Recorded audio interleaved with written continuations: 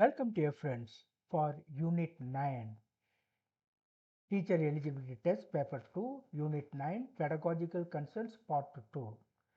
I am happy to interact with you once again for this Unit 9. Let us straight away enter into the topic. Thank you dear administrators of Tamil Nadu Graduate Teachers Federation. Thank you for the nice opportunity to interact with thousands of teachers in Tamil Nadu. Thank you.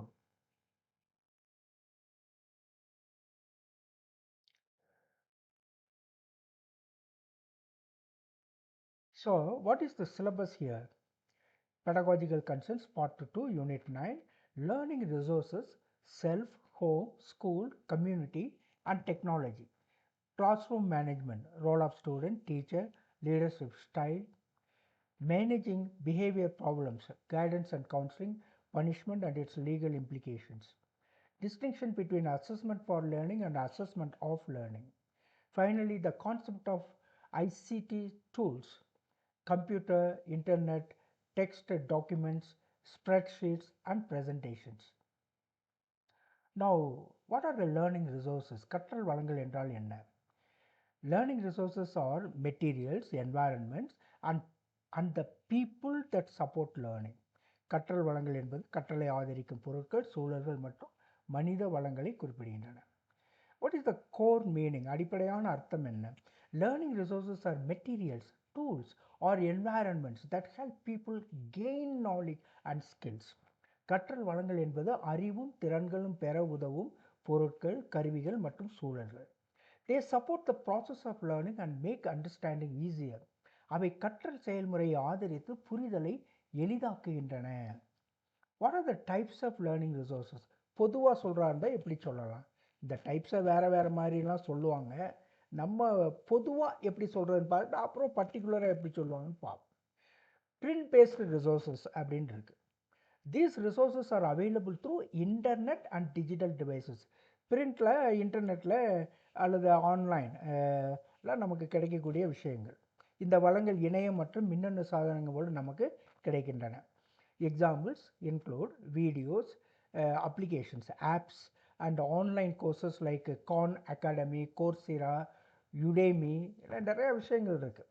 இந்த மாதிரி online கோர்சஸ்லாம் கொடுக்குறாங்க. அதில் வந்து நிறையா பாடங்கள்லாம் இருக்குது. Khan academy, கோர்சிரா, யுடேமி, யூடியூப்லேயே நிறையா பாடங்கள்லாம் கொடுத்துட்ருக்காங்க. இதெல்லாம் வந்து வளங்கள் தான். பிரிண்ட் பேஸ்டு ரிசோர்ஸஸ்ன்ற மாதிரி இதை சொல்லலாம். யா next one, human resources. People can also be learning resources. மனிதர்களும் கற்றல் வளங்களாக இருக்க முடியும். Teachers, tutors and friends help explain and guide learning. ஆசிரியர்கள், பயிற்றுனர்கள் மற்றும் நண்பர்கள் விளக்கமும் வழிகாட்டுதலும் வழங்குகின்றன. இதெல்லாம் நமக்கு தெரிந்த விஷயங்கள். எக்ஸ்பீரியன்ஷியல் ரிசோர்ஸஸ், அனுபவ ரீதியான வளங்கள். This involve learning through experience and practice. இவை அனுபவம் மற்றும் நடைமுறை மூலம் கற்றலை உள்ளடக்கியவை. Examples include lab work, field trips and internships. இதற்கான உதாரணங்கள் என்ன சொல்லலாம்? ஆய்வக பயிற்சி, சுற்றுலா பயணம் மற்றும் பயிற்சி வேலை, இன்டர்ன்ஷிப். இப்போ லாயர் வந்து சொல்கிறாங்கல்ல, ப்ராக்டிஸ் பண்ணுறதுக்கு முன்னால் இன்டர்ன்ஷிப் போவாங்க. யாராவது ஒரு லாயர், பெரிய சீனியர் லாயர்கிட்ட அவங்க பயிற்சி பெறுறது, அது இன்டர்ன்ஷிப். அதே போல் ஒரு கம்பெனியில் ஐடி, அதாவது கம்ப்யூட்டர் சயின்ஸ்லாம் படித்தவங்க ஐடி இண்டஸ்ட்ரிக்கு போய் இன்டர்ன்ஷிப் வேலை செய்வாங்க. அவங்களுடைய திறமைகளை பெருக்கிக் கொள்வது, அவங்களுடைய திறமைகளை காட்டுவது, இது இந்த இன்டர்ன்ஷிப்பில் நடக்கும். அடுத்து, characteristics of good learning resources. Good learning resources are clear, accurate and easy to use. சிறந்த கற்றல் வளங்கள் தெளிவானவை, சரியானவை மற்றும் பயன்படுத்த எளிதானவை. They should also be interesting and relevant to the learner. அவை கற்றவருக்கு மகிழ்ச்சி தரக்கூடியதாகவும் ஆர்வமூட்டுவதாகவும் பொருத்தமானதாகவும் இருக்க வேண்டும். Importance of learning resources. முக்கியத்துவம் என்ன? இந்த கற்றல் வளங்களுடைய முக்கியத்துவம். Learning resources help improve understanding and skills.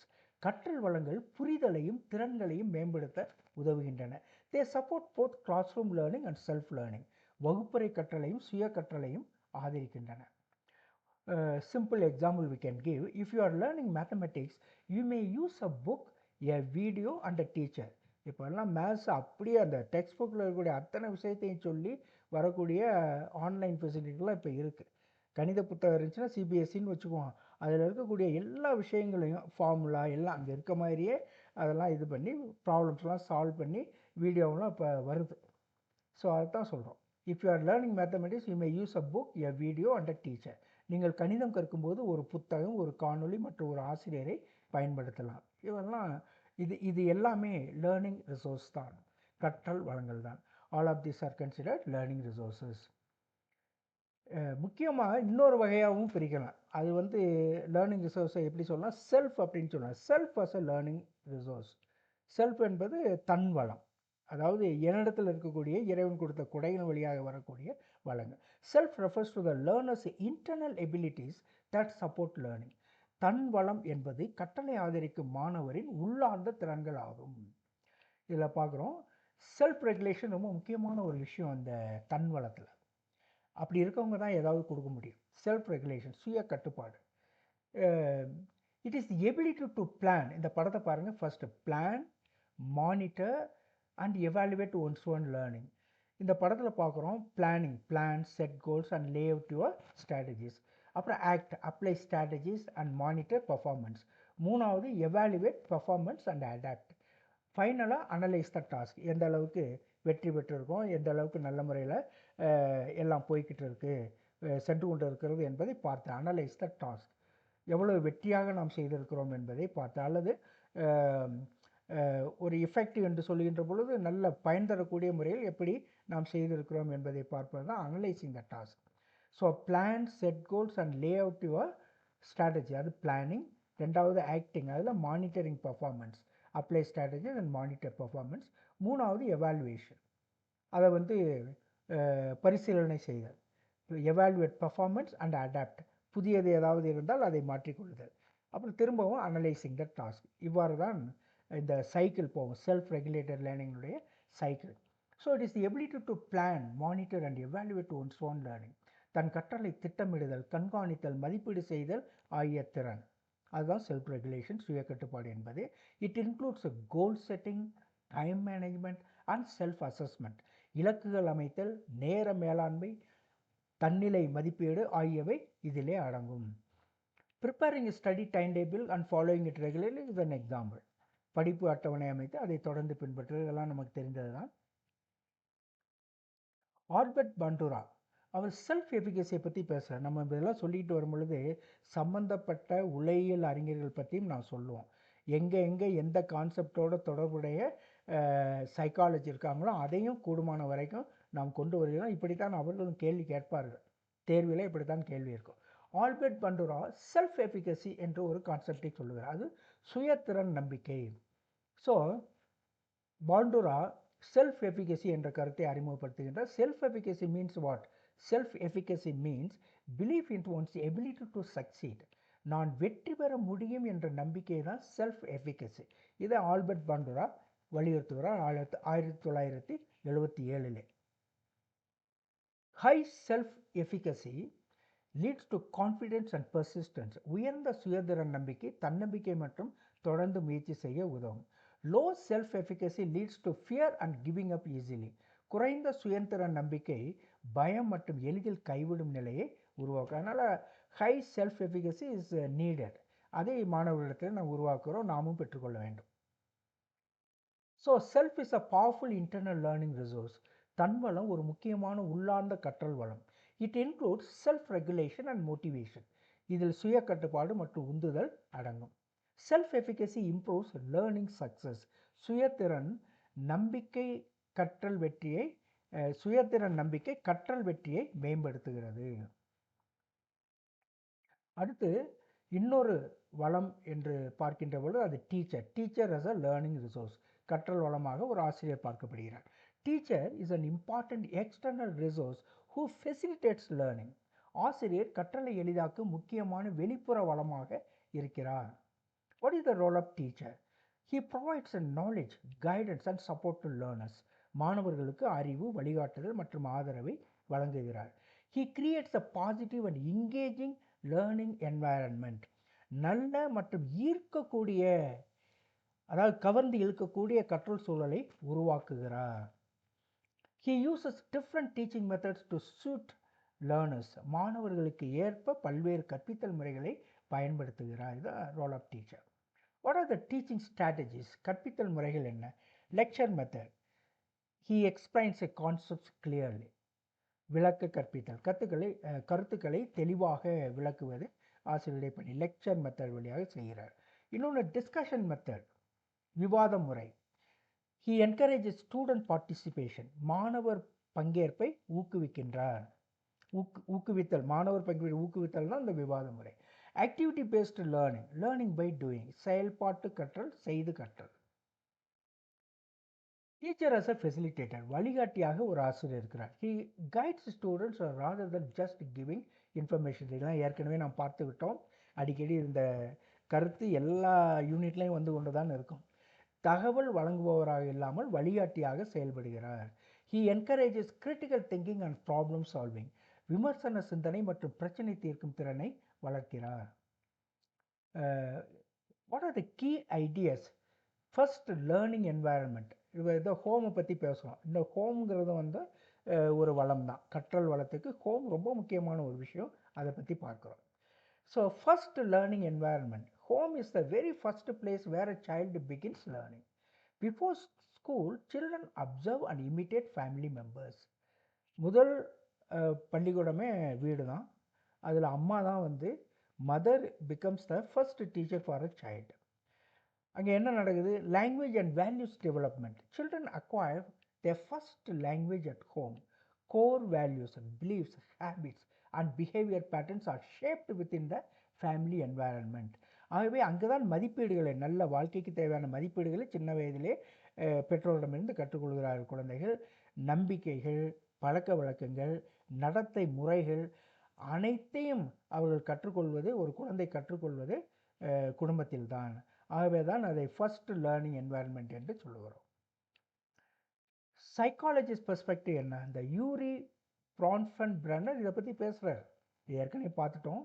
இதை வந்து நம்ம 2வது 3வது யூனிட்டுகள்லாம் இதை நம்ம பார்த்துருக்கோம். யூரி ப்ரான்ஃபென்ப்ரெனர் சைக்காலஜி பெர்ஸ்பெக்டிவ் என்னன்னா, he developed the ecological systems theory. அதில் என்ன சொல்கிறாருன்னா, ஈக்காலஜிக்கல் சிஸ்டம் தியரியில் a child's development is influenced by different layers of environment. அதில் இது வந்து micro system. Home is part of the micro system சொல்கிறேன். Micro சிஸ்டத்தில் பல விஷயங்கள் இருந்தாலும் home is part of the micro system. The most immediate and powerful influence, அதுதான் அந்த மைக்ரோ சிஸ்டம்னு அவர் சொல்வார். மைக்ரோ சிஸ்டம், மேக்ரோ சிஸ்டம் அப்படின்லாம் ஒரு 4 வகையான சிஸ்டம்லாம் அவர் சொல்லுவார். மெசோ சிஸ்டம் அப்படிலாம் அது சொல்லுவார். ஏற்கனவே படிச்சிருக்கிறோம் நம்ம. இதில் வந்து ஃபஸ்ட்டு வந்து micro system. So home family is part of the micro system, the most immediate and powerful influence. School, formal learning. ஸ்கூலில் என்ன நடக்குது? முறையான கற்றல், கரிக்குலம், டீச்சர் கைடன்ஸ் எல்லாமே இருக்குது. ஜான் டூயி இதை பற்றி சொல்கிறார் என்று நாம் சொல்லலாம். இவர் ஒரு சைக்காலஜிஸ்ட். லேர்னிங் பை டூயிங், பள்ளி முறையான கற்றல், செயல் மூலம் கற்றலை வலியுறுத்துகிறார் ஜான் டூவி. அது பள்ளிக்கூடங்களிலே நடக்கிறது. What is school learning?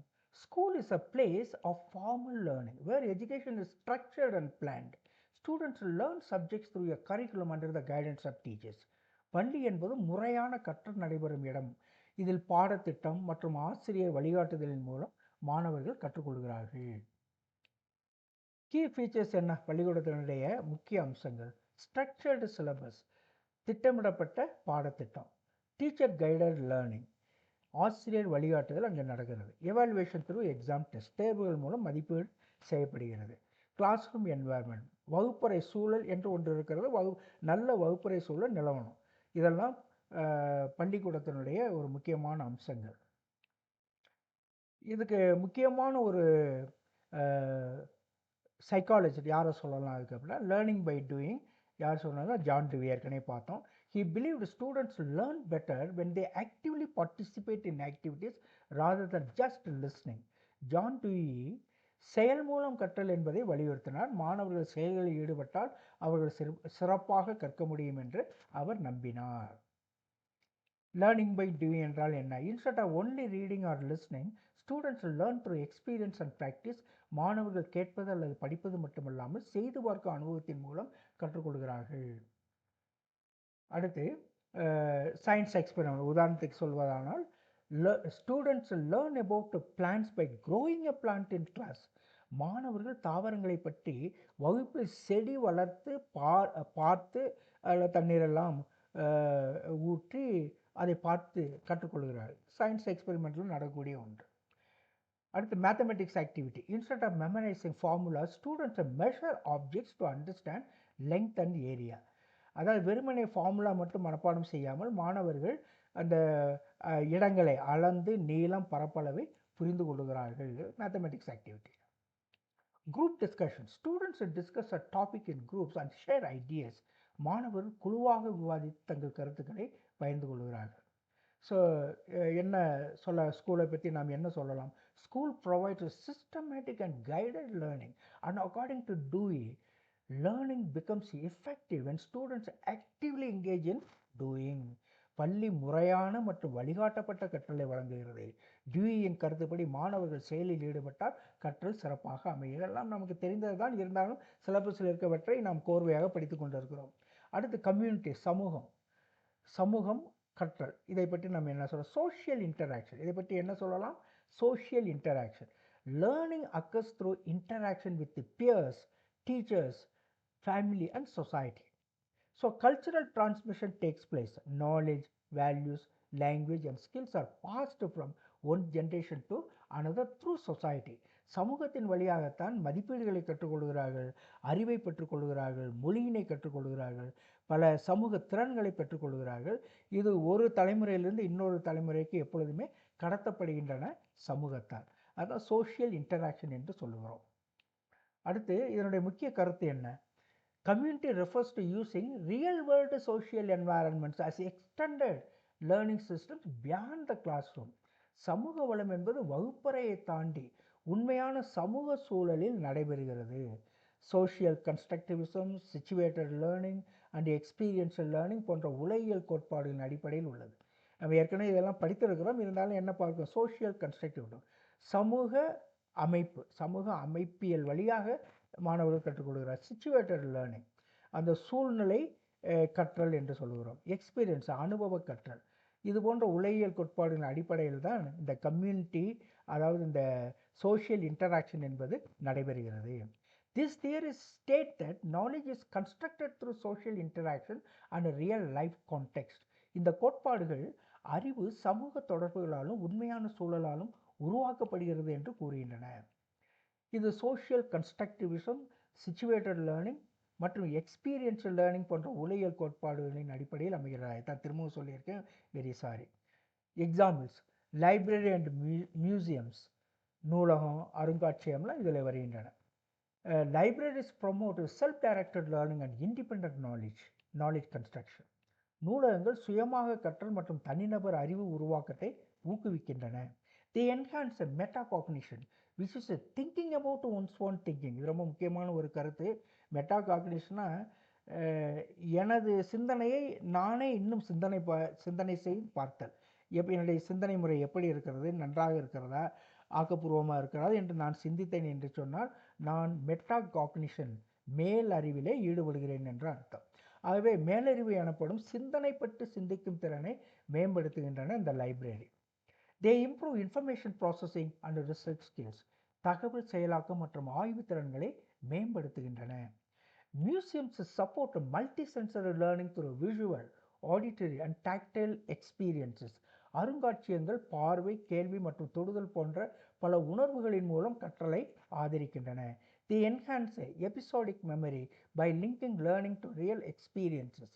இவை உண்மையான அனுபவங்களுடன் கற்றலை இணைப்பதால் நினைவாற்றலை மேம்படுத்துகின்றன. They increase intrinsic motivation driven by curiosity.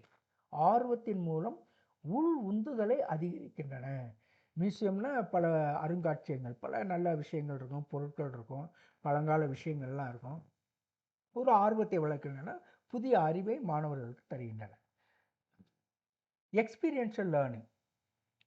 Experiential learning is learning through direct experience and reflection. அனுபவ கற்றல் என்பது நேரடி அனுபவம் மற்றும் சிந்தனை மூலம் நடைபெறும் கற்றல். It is explained by Kolb's experiential learning cycle.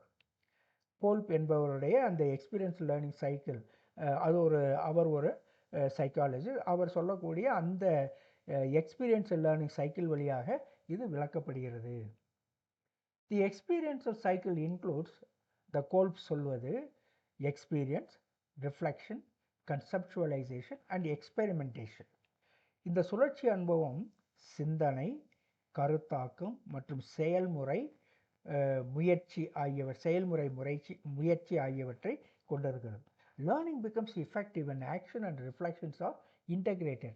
செயலும் சிந்தனையும் இணைந்தால் கற்றல் மிகச் சிறப்பாக நடைபெறும் என்பதுதான் இந்த கோல்ப் சொல்லக்கூடிய இந்த experiential cycle learning. Integrated psychological insight, முழுமையான உளவியல் பார்வை. Community based learning connects formal education with real world practice. சமூக அடிப்படையிலான கற்றல் வகுப்பு கல்வியையும் வாழ்க்கை அனுபவத்தையும் இணைக்கிறது. It develops social cognition and interpersonal understanding. இது சமூக அறிவுணர்வு மற்றும் மனித உறவு புரிதலை வளர்க்கின்றது. It improves transfer of learning to real life situations. இது கற்றதை வாழ்க்கையில் பயன்படுத்தும் திறனை மேம்படுத்துகிறது. கம்யூனிட்டி பேஸ்ட் லேர்னிங்கினுடைய அடிப்படை இதுதான். இப்படி நாம் கம்யூனிட்டியை பற்றி சொல்லலாம், சமூக வளத்தை பற்றி பேச முடியும். Community acts as a dynamic learning ecosystem where knowledge is constructed through experience and interaction. சமூக வளம் அனுபவமும் தொடர்பும் மூலம் அறிவு உருவாகும் இயக்கமான கற்றல் சூழலாக செயல்படுகிறது. அறிவு உருவாகும் இயக்கமாக கற்றல் சூழலாக இந்த சமூக வளம் நமக்கு இருக்கிறது, மாணவர்களுக்கு இருக்கிறது. Learning by doing in real life context is more effective than passive learning. உண்மையான சூழலில் செய்து கற்றல் செயல் விளைவற்ற கற்றலை விட மிகவும் பயனுள்ளது. பாசிவ் லேர்னிங்னா வெறுமனே அமர்ந்து ஆசிரியர் சொல்வதை மட்டும் கேட்டுக்கொண்டிருப்பது, அப்படி அறிவை பெறுவது. ஆனால் ஒரு விஷயத்தை செய்து கற்றுக்கொள்கின்ற பொழுது அது நீடித்து நிற்கும். அந்த அறிவானது வாழ்க்கை முழுவதும் நீடித்து நிற்கக்கூடியது.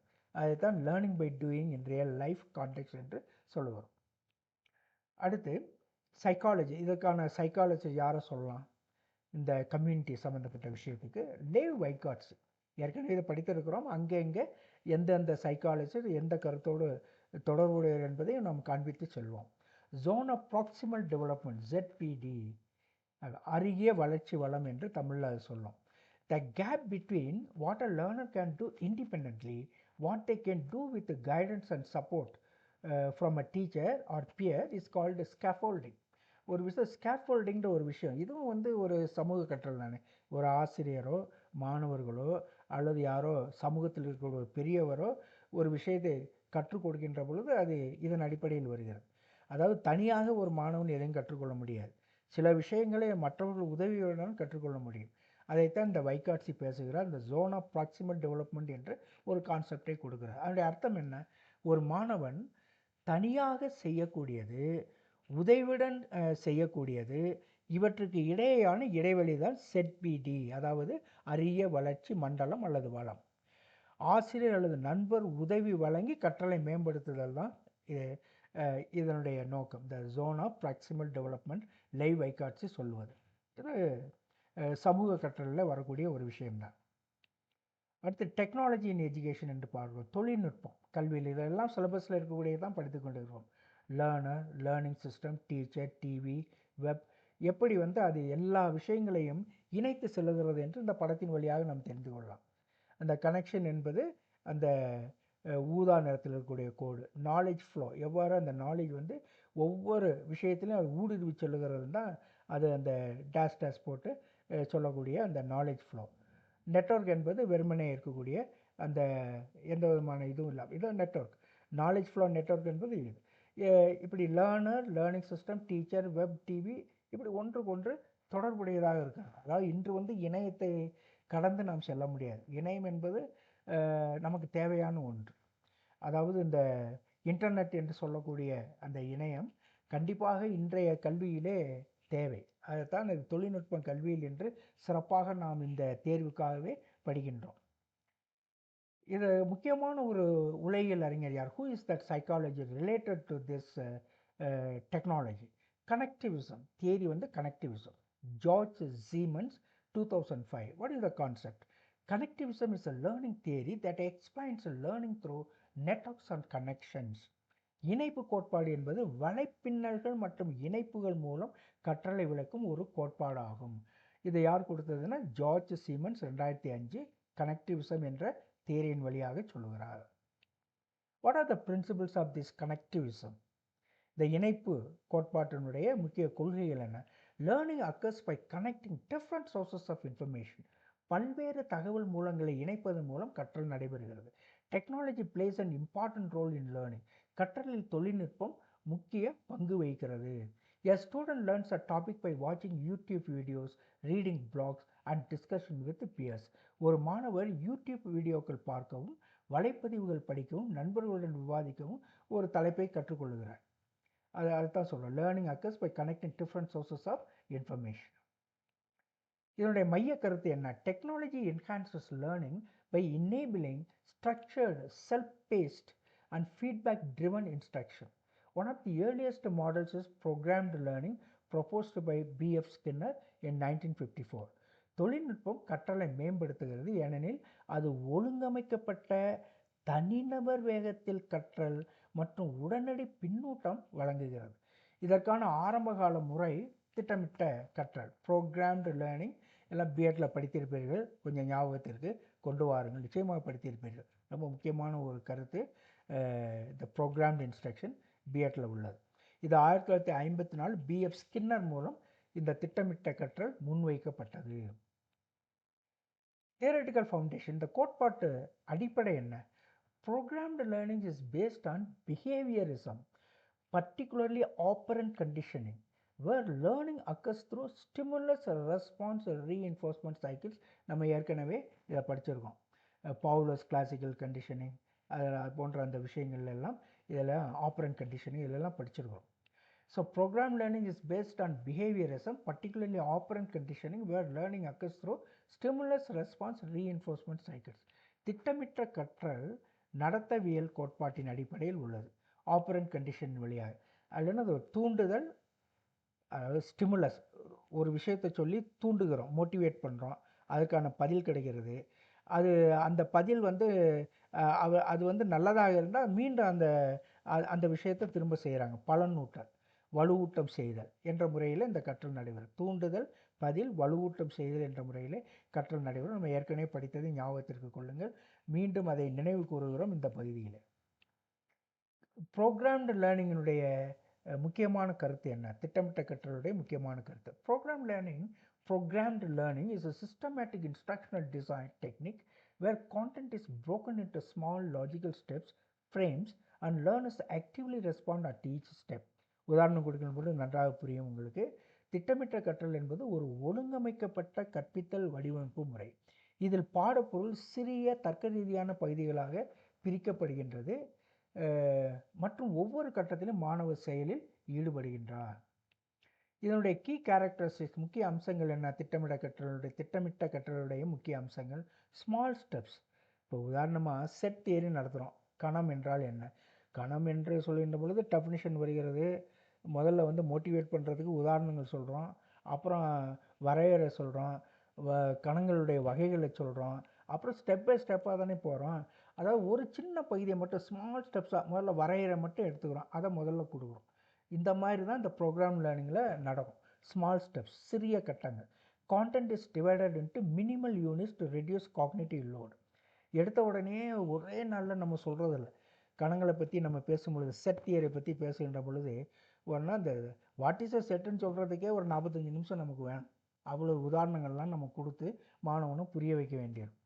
அப்படி தான் மினிமல் யூனிட், சின்ன சின்ன யூனிட்டாக அப்படியே எடுத்துக்கிட்டு அப்போ தான் அவனுக்கு அந்த கற்றல் சுமை அவனுக்கு இல்லாமல் இருக்கும். கொஞ்சம் கொஞ்சமாக அந்த கான்செப்ட் மனதிற்குள் இறங்கும். அதுதான் இதனுடைய நோக்கம். Small steps. கற்றல் சுமையை குறைக்க பாடம் சிறிய பகுதிகளாக பிரிக்கப்படுகிறது. அந்த 45 நிமிஷத்துக்குள்ளே ஒரு விஷயத்தை தான் நம்ம சொல்லணும். இப்போ அல்ஜிப்ராவில் அடிஷன் சப்ட்ராக்ஷன் இருக்குன்னா ஒரே நாளில் அடிஷனு சப்ட்ராக்ஷன் சொன்னால் அது கற்றல் சுமையாகிடும். அடிஷனை மட்டும் பேசணும் அல்ஜிப்ராவில். அப்படி தான் நம்ம கொஞ்சம் கொஞ்சமாக ஸ்டெப் பை ஸ்டெப்பாக நம்ம கொண்டு போகணும். அதுதான் ப்ரோக்ராம்டு இன்ஸ்ட்ரக்ஷன். அடுத்து ரெண்டாவது ஆக்டிவ் ரெஸ்பாண்டிங், செயலில் ஈடுபாடு. Learners must respond at each step. ஒரு கருத்தை சொல்கிறீங்க, ஒரு கேள்வி கேட்குறீங்க, அந்த கருத்துக்கான பதில் சொல்லிட்டாங்கன்னா உடனே அடுத்த கருத்துக்கு போகிறீங்க. ஒவ்வொரு கட்டத்திலும் மாணவர் பதிலளிக்க வேண்டும். இம்மீடியட் ஃபீட்பேக், நீங்கள் ஒரு கேள்வி கேட்குறீங்க, பதில் வருது, பதில் ரைட்டாக இருந்தால் உடனே அடுத்த கேள்விக்கு போயிடுறீங்க. அப்படி இல்லைனாக்கா உடனே வந்து அது சரியான ஆன்சரை நீங்களே சொல்லிடுறீங்க. அது இம்மீடியட் ஃபீட்பேக்குன்னு சொல்கிறோம். உடனடி பின்னூட்டம். Correct responses are reinforced instantly. சரியான பதில்களுக்கு உடனடியாக உறுதிப்படுத்தல் வழங்கப்படுகிறது. அடுத்து செல்ஃப் பேசிங், தனிநபர் வேகம்னு ஒன்று இருக்குது. ஒவ்வொரு மாணவனும் வித்தியாசமாக இருப்பார்கள் புரிந்து கொள்வதிலே. ஆகவே தனிநபர் வேகம் ரொம்ப முக்கியமானது. ப்ரோக்ராம்டு இன்ஸ்ட்ரக்ஷன், அவனுடைய வேகத்திற்கு ஏற்ப அவன் வந்து பதில் சொல்லலாம். அதற்கான ஒரு பாசிபிலிட்டி இருக்கிறது. செல்ஃப் பேசிங், தனிநபர் வேகம். Learners proceed at their own speed. மாணவர்கள் தங்கள் சொந்த வேகத்தில் கற்றுக்கொள்கிறார்கள் இந்த ப்ரோக்ராம்டு இன்ஸ்ட்ரக்ஷனில். இதில் 2 வகை இருக்குது, ரொம்ப முக்கியமாக தெரிந்து கொள்ள வேண்டியது. இதெல்லாம் கேட்க மாட்டார்கள் என்று சொல்ல முடியாது, ஏன்னா ஏற்கனவே பிஎட்டில் இருக்கிறதுனால கேட்டார்கள் என்றால் கேட்டது தான். இன்றைக்கி நமக்கு ஒரு வேளை மறந்து விட்டோம் என்பதற்காக கேட்க மாட்டார்கள் என்றெல்லாம் நம்ம சொல்ல முடியாது. ஆகவே தெரிந்து கொள்வது தவறில்லை. லீனியர் ஸ்ட்ரக்சர், பிரான்ச்சிங் ஸ்ட்ரக்சர்னு 2 இருக்குது இந்த ப்ரோக்ராம்டு இன்ஸ்ட்ரக்ஷன். ரொம்ப முக்கியமான ஒன்று. Learning paths can be linear or adaptive, அதை தான் பிரான்ச்சிங் சொல்கிறோம். நான் உதாரணம் கொடுக்கின்ற போது நன்றாக புரியும். கற்றல் பாதை நேரடியாகவோ அல்லது கிளையாக மாறுபடக்கூடியதாகவோ இருக்கும். இப்போ உதாரணத்துக்கு ஒரு கேள்வி கேட்குறோம், லீனியர் மாடல் எப்படி இருக்குன்னு பாருங்கள். What is the capital of India அப்படின்னு கேட்டுட்டு 4 ஆல்டர்னேட்டிவ்ஸ் கொடுக்குறோம். மும்பை, நியூ டெல்லி, சென்னை, கொல்கட்டா. கரெக்ட் ஆன்சர்ன்றது நியூ டெல்லி. இப்போ இந்த லீனியர் மாடலில் என்ன செய்வோம்னா, இந்த நேர்கோட்டு அமைப்பில் என்ன செய்வோம்னா, சரியான பதில் கிடைத்தவுடன் அடுத்த கேள்விக்கு தாவி விடுவோம். The learner moves to the next question regardless of correctness. அதாவது சரியாக சொன்னாலும் சரி, தப்பாக சொன்னாலும் சரி, அடுத்த கேள்விக்கு போகிறது நிச்சயம். இப்போ தவறாக சொன்னார் அப்படின்னா உடனே பதிலை சொல்லிடுறோம், அவ்வளோதான். அந்த பதிலை சொல்லி அதுக்கு பேர் தான் ரீஇன்ஃபோர்ஸ்மெண்ட். இந்த லீனியர் பிரான்ச்சில் லீனியர் மாடல் ப்ரோக்ராம் இன்ஸ்ட்ரக்ஷன், அதாவது நேர்கோட்டு பாதையில் என்ன செய்கிறோம்னா, கேள்விக்கான பதிலை அவன் தப்பாக சொன்னால் கொடுத்துட்டு உடனே அடுத்த கேள்விக்கு போயிடும். அவன் எப்படி கரெக்டாக சொல்கிறாங்களோ தவறாக சொல்கிறாங்களோ அடுத்த கேள்விக்கு போகிறது நிச்சயம். ஆனால் ரைட்டாக சொன்னால் அடுத்த கேள்விக்கு போயிடும். தப்பாக சொன்னாலும் என்ன செய்கிறோம், ரைட்டான பதிலை நம்மளே சொல்லிவிட்டு அடுத்த கேள்விக்கு போயிடும். இதுதான் வந்து லீனியர் மாடல்னு சொல்கிறது, நேர்கோட்டு பாதை. அடுத்து பிரான்ச்சிங் மாடல் ரொம்ப இன்ட்ரெஸ்டிங். இதுக்கு பேர் அடாப்டிவ் லேர்னிங் பாத்துன்னு சொல்லுவாங்க. த learners next step depends on their response. அதாவது முதல் ஸ்டெப்பில் வந்து கரெக்டாக சொல்லிட்டாக்க உடனே அடுத்த கேள்விக்கு போயிடலாம். அவன் தவறாக சொன்னான்னா ஏன் தவறு அப்படிங்கிறத காமிக்கணும் இந்த பிரான்ச்சிங் மாடலில். அதாவது நீ சொன்னது தவறு, நீ இப்படி சொல்லியிருக்க வேண்டும் அப்படின்னு சொல்லிட்டு இன்னும் கூட ஒரு ரிமெடியல் மெஷர் கூட எடுப்பாங்க. முதல்ல அதை விட சின்ன கணக்காக கொடுத்து நீ வந்து முதல்ல அதை செய்ய வச்சுட்டு அப்புறமா இந்த கணக்கு வர்றது இப்படி சொல்லி. அதனால் இந்த லீனியர் மாடல்ங்கிறது எப்போவுமே கஷ்டமாக இருக்கும் டீச்சர்ஸ்க்கு. இந்த கொஷின் தயார் பண்ணுறது ரொம்ப கஷ்டமாக இருக்கும்னு சொல்லுவாங்க. So learners next step depends on the response. உதாரணத்துக்கு சொல்கிறோம், வாட் இஸ் 5+3 அப்படின்னு சொல்லிட்டு 3 ஆப்ஷன்ஸ் கொடுக்குறோம், 6, 8, 10. இப்போ if the learner selects B correct, கரெக்டான ஆன்சர் சொல்லிட்டா த நெக்ஸ்ட் டிஃபிகல்ட் கொஷின், அடுத்த கஷ்டமான கேள்விக்கு தாவி விடுவது. சரி என்றால் அடுத்த கடினமான கேள்விக்கு செல்வது. If the learner selects wrong answer, the teacher provides explanation and simpler question. அதுக்கு விளக்கம் சொல்கிறது, ஏன் தவறு, என்ன சொல்லியிருக்கணும் அப்படின்றதெல்லாம் விளக்கி சொல்லணும். அடுத்தது இந்த இதில் பிரான்ச்சிங் மாடலில் அதுதான் இதில் சிறப்பு. தவறு என்றால் விளக்கம். அதை இன்னும் அந்த கேள்வி புரிந்து கொள்வதற்கு எளிய கேள்வி கூட தரப்படும். உதாரணமாக 5+3க்கு பதிலாக 3+2, அது ரெமெடியல் மெஷராக வரும். இப்படி ஒரு 4 இப்போ 4 ஆல்டர்னேட்டிவ்ஸ் இருக்குதுன்னு வைங்க. 3 கடைசி 4வது தான் ரைட்டுன்னு வச்சு அந்த 3 ஏன் தப்புன்னு ஒவ்வொரு தடையும் சொல்லணும். அதனால் இந்த கேள்வியை கேட்குறதே ஆசிரியர்களுக்கு சிரமமான ஒரு வேலை. அதாவது வந்து இந்த லீனியர் மாடலை விட இந்த பிரான்ச்சிங் மாடல் எப்பொழுதுமே ஆசிரியர்களுக்கு சிரமமாக இருக்கும் என்ற ஒரு கருத்து எப்பொழுதுமே உண்டு. புரிந்து கொள்வீர்கள் என்று நான் நினைக்கிறேன். அடுத்து ரோல் ஆஃப் டெக்னாலஜி, தொழில்நுட்பத்தினுடைய பங்கு என்ன? Modern digital tools, learning platforms, AI tutors, LMS implement programmed learning via interactive models, உரையாடல் அடிப்படையிலான தொகுதி, automated feedback systems, adaptive learning algorithms. இந்த வார்த்தைகள்லாம் தெரிந்து கொள்வது அவசியம். ஏனென்றால் இதெல்லாம் part and parcel of digital லேர்னிங்காக மாறிவிட்டன. அது ஏஐ அப்படிங்கிறதெல்லாம், ஆர்டிஃபிஷியல் இன்டெலிஜென்ஸ் என்பதெல்லாம் ரொம்ப சர்வ சாதாரணமாக நுழைந்து விட்டது கற்றலிலே. ஆகவே நாம் புரிந்து கொள்ள வேண்டும். ஒருவேளை இதிலெல்லாம் கேள்விகள் வந்தால் இந்த வார்த்தைகள் எல்லாம் ரொம்ப முக்கியம். So what is the role of teacher? Technology, modern digital tools, learning platforms, AI tutors, LMS, ஒவ்வொன்றையும் நாம் விளக்கி சொல்வோம். ஆட்டோமேட்டட் ஃபீட்பேக் சிஸ்டம்ஸ் அப்படின்றது என்ன? அதாவது ஆட்டோமேட்டிக் அப்படிங்கிறது தானியங்கி பின்னூட்ட அமைப்பு. இன்டராக்டிவ் மாடல் அப்படின்னா உரையாடல் அடிப்படையிலான தொகுதி. அடாப்டிவ் லேர்னிங் அல்காரிதம் தகுந்த கற்றல் அல்காரிதம், அதாவது தகுந்த விதத்தில் மாற்றிக்கொள்ளுகின்ற அந்த லேர்னிங் அல்காரிதம். சரி என்று சொன்னால் இதற்கு போ அப்படின்னு அதே சொல்லணும். ஆன்லைன்லேயே அதற்கான அந்த விஷயங்கள்லாம் உள்ளே இருக்கும். அப்படி சொல்கிறது வந்து தானியங்கி பின்னூட்ட அமைப்புகள், தகுந்த கற்றல் அல்காரிதங்கள், தொடர்பாடல் மாடியூல்ஸ், ஆட்டோமேட்டட் ஃபீட்பேக் சிஸ்டம்ஸ், இதெல்லாம் வந்து இருக்கிறது. இது ஒவ்வொன்றாக நாம் பார்ப்போம். ஏன்னா இது கொஞ்சம் புரிந்து கொள்வது கொஞ்சம் கற்பனை கலந்து நீங்கள் புரிந்து கொள்ள வேண்டும். லேர்னிங் பிளாட்ஃபார்ம்ஸு எக்ஸாம்பிள்ஸ் என்ன சொல்லலாம்? வித் எக்ஸாம்பிள்ஸ் நான் கொடுத்துருக்கேன். Learning platforms are digital systems or websites that allow people to learn online using courses, videos, quizzes and other educational materials. Learning platforms என்பது இணையத்தின் மூலம் பாடங்கள், வீடியோக்கள், தேர்வுகள் போன்ற கல்வி உள்ளடக்கங்களை பயன்படுத்தி கற்றுக்கொள்ள உதவும் டிஜிட்டல் தளங்கள் ஆகும். டிஜிட்டல்னால ஆன்லைன், அதாவது கம்ப்யூட்டர் வழியாக கற்பது தான் டிஜிட்டல் தளங்கள் அப்படின்னு சொல்கிறோம். எக்ஸாம்பிள்ஸ் என்ன சொல்லலாம்? Students use learning platforms to attend classes from home. அதானே நடந்தது. அந்த நமக்கு அந்த குறிப்பிட்ட ஒரு 2020 என்ன எனக்கே மறந்துட்டது, ரொம்ப நாள் ஆனதுனால. அந்த நோயெல்லாம் வந்த சமயத்தில் வீட்டிலையே இருக்க வேண்டிய நிலையில் நாம் வீட்டிலிருந்து தான் கற்றுக் கொடுத்த மாணவர்கள். Students use learning platforms to attend classes from home. மாணவர்கள் வீட்டிலிருந்தே வகுப்புகளில் கலந்து கொள்ள லேர்னிங் பிளாட்ஃபார்ம்ஸை பயன்படுத்துகிறார்கள். Many professionals improve the skills through learning platforms. பல தொழில்நுட்ப நிபுணர்கள் தங்களுடைய திறன்களை மேம்படுத்த லேர்னிங் பிளாட்ஃபார்ம்ஸை பயன்படுத்துகிறார்கள். What is the meaning of AI tutors? AI டியூட்டர்ஸ்னா ஆர்டிஃபிஷியல் இன்டெலிஜென்ஸ், டியூட்டர்ஸ்னால் ஆசிரியர்கள். இந்த ஆர்டிஃபிஷியல் இன்டெலிஜென்ஸ் ஆசிரியர்கள் என்ன செய்கிறாங்க? அது சாஃப்ட்வேர் தான். அது உள்ளுக்குள்ளேயே எல்லா விஷயங்களும் உள்ளே இருக்குது. இப்போ எல்லாம் அந்த சாட் ஜிபிடிலாம் சொல்கிறோமே, என்ன கேட்டாலும் செய்யும். அந்த மாதிரியான விஷயங்கள்லாம் இன்றைக்கி கற்றலிலே வந்து விட்டன. AI tutors are intelligent computer programs powered by artificial intelligence that help students learn by providing explanations, answering questions and giving personalized guidance. AI tutors என்பது செயற்கை நுண்ணறிவு, ஆர்டிஃபிஷியல் இன்டெலிஜென்ஸ் அடிப்படையில் இயங்கும் கணினி மென்பொருட்கள் ஆகும். இவை மாணவர்களுக்கு விளக்கம் அளித்து, கேள்விகளுக்கு பதிலளித்து, தனிப்பட்ட வழிகாட்டுதலை வழங்கி கற்றலை எளிதாக்குகின்றன. அதுதான் ஏஐ டியூட்டர்ஸ் என்பது. இதெல்லாம் முக்கியமான கேள்விகள் தான்.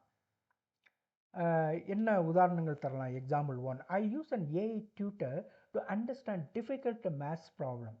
கடினமான கணித பிரச்சனைகளை புரிந்து கொள்ள நான் ஒரு ஏஐ டியூட்டரை பயன்படுத்துகிறேன். மேத்தமெட்டிக்ஸ்னு ஏஐ டியூட்டர் எல்லாம் இருக்குது. ஒவ்வொரு பாடத்திற்கும் ஏஐ டியூட்டர் எல்லாம் இப்பொழுது வந்து விட்டன. Example 2, the AI tutor helped me improve my English grammar. என் ஆங்கில இலக்கணத்தை மேம்படுத்த ஏஐ டியூட்டர் எனக்கு உதவுகிறது.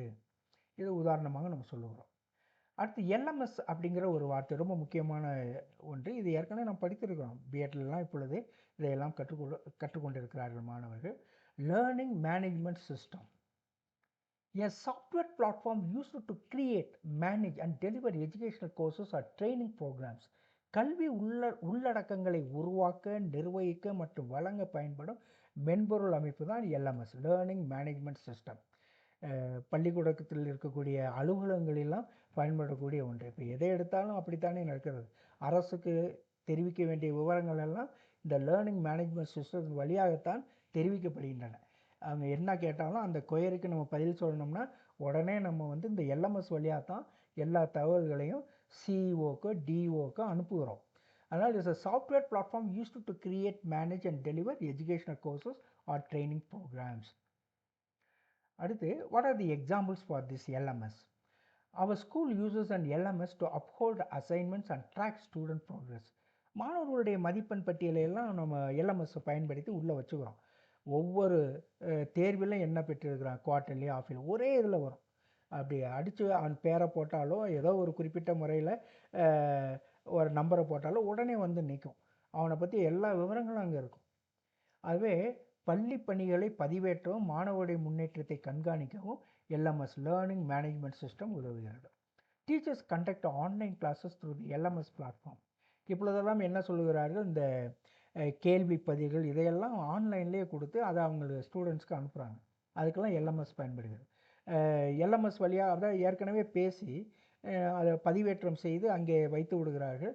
மாணவர்களுக்கு அந்தந்த வகுப்பு மாணவர்களுக்கு உடனே அனுப்பி விடுகிறார்கள், வாட்ஸ்அப் வழியாகவும் மற்ற முறைகளின் வழியாகவும். இதெல்லாம் நடந்து கொண்டிருக்கிறது. Teachers conduct online classes through LMS platform. ஆசிரியர்கள் எல்எம்எஸ் தளத்தின் மூலம் ஆன்லைன் வகுப்புகளை நடத்துகின்றார்கள். அடுத்து இன்டராக்டிவ் மாடியூல்ஸ், உரையாடல் அடிப்படையிலான தொகுதிக்கு இதற்கு என்ன உதாரணங்கள் கொடுக்கலாம்? குயிஸ் பேஸ்டு லேர்னிங், வினாடி வினா அடிப்படையிலான கற்றல். Student participate in interactive quizzes using digital tools or classroom games to test and reinforce their knowledge.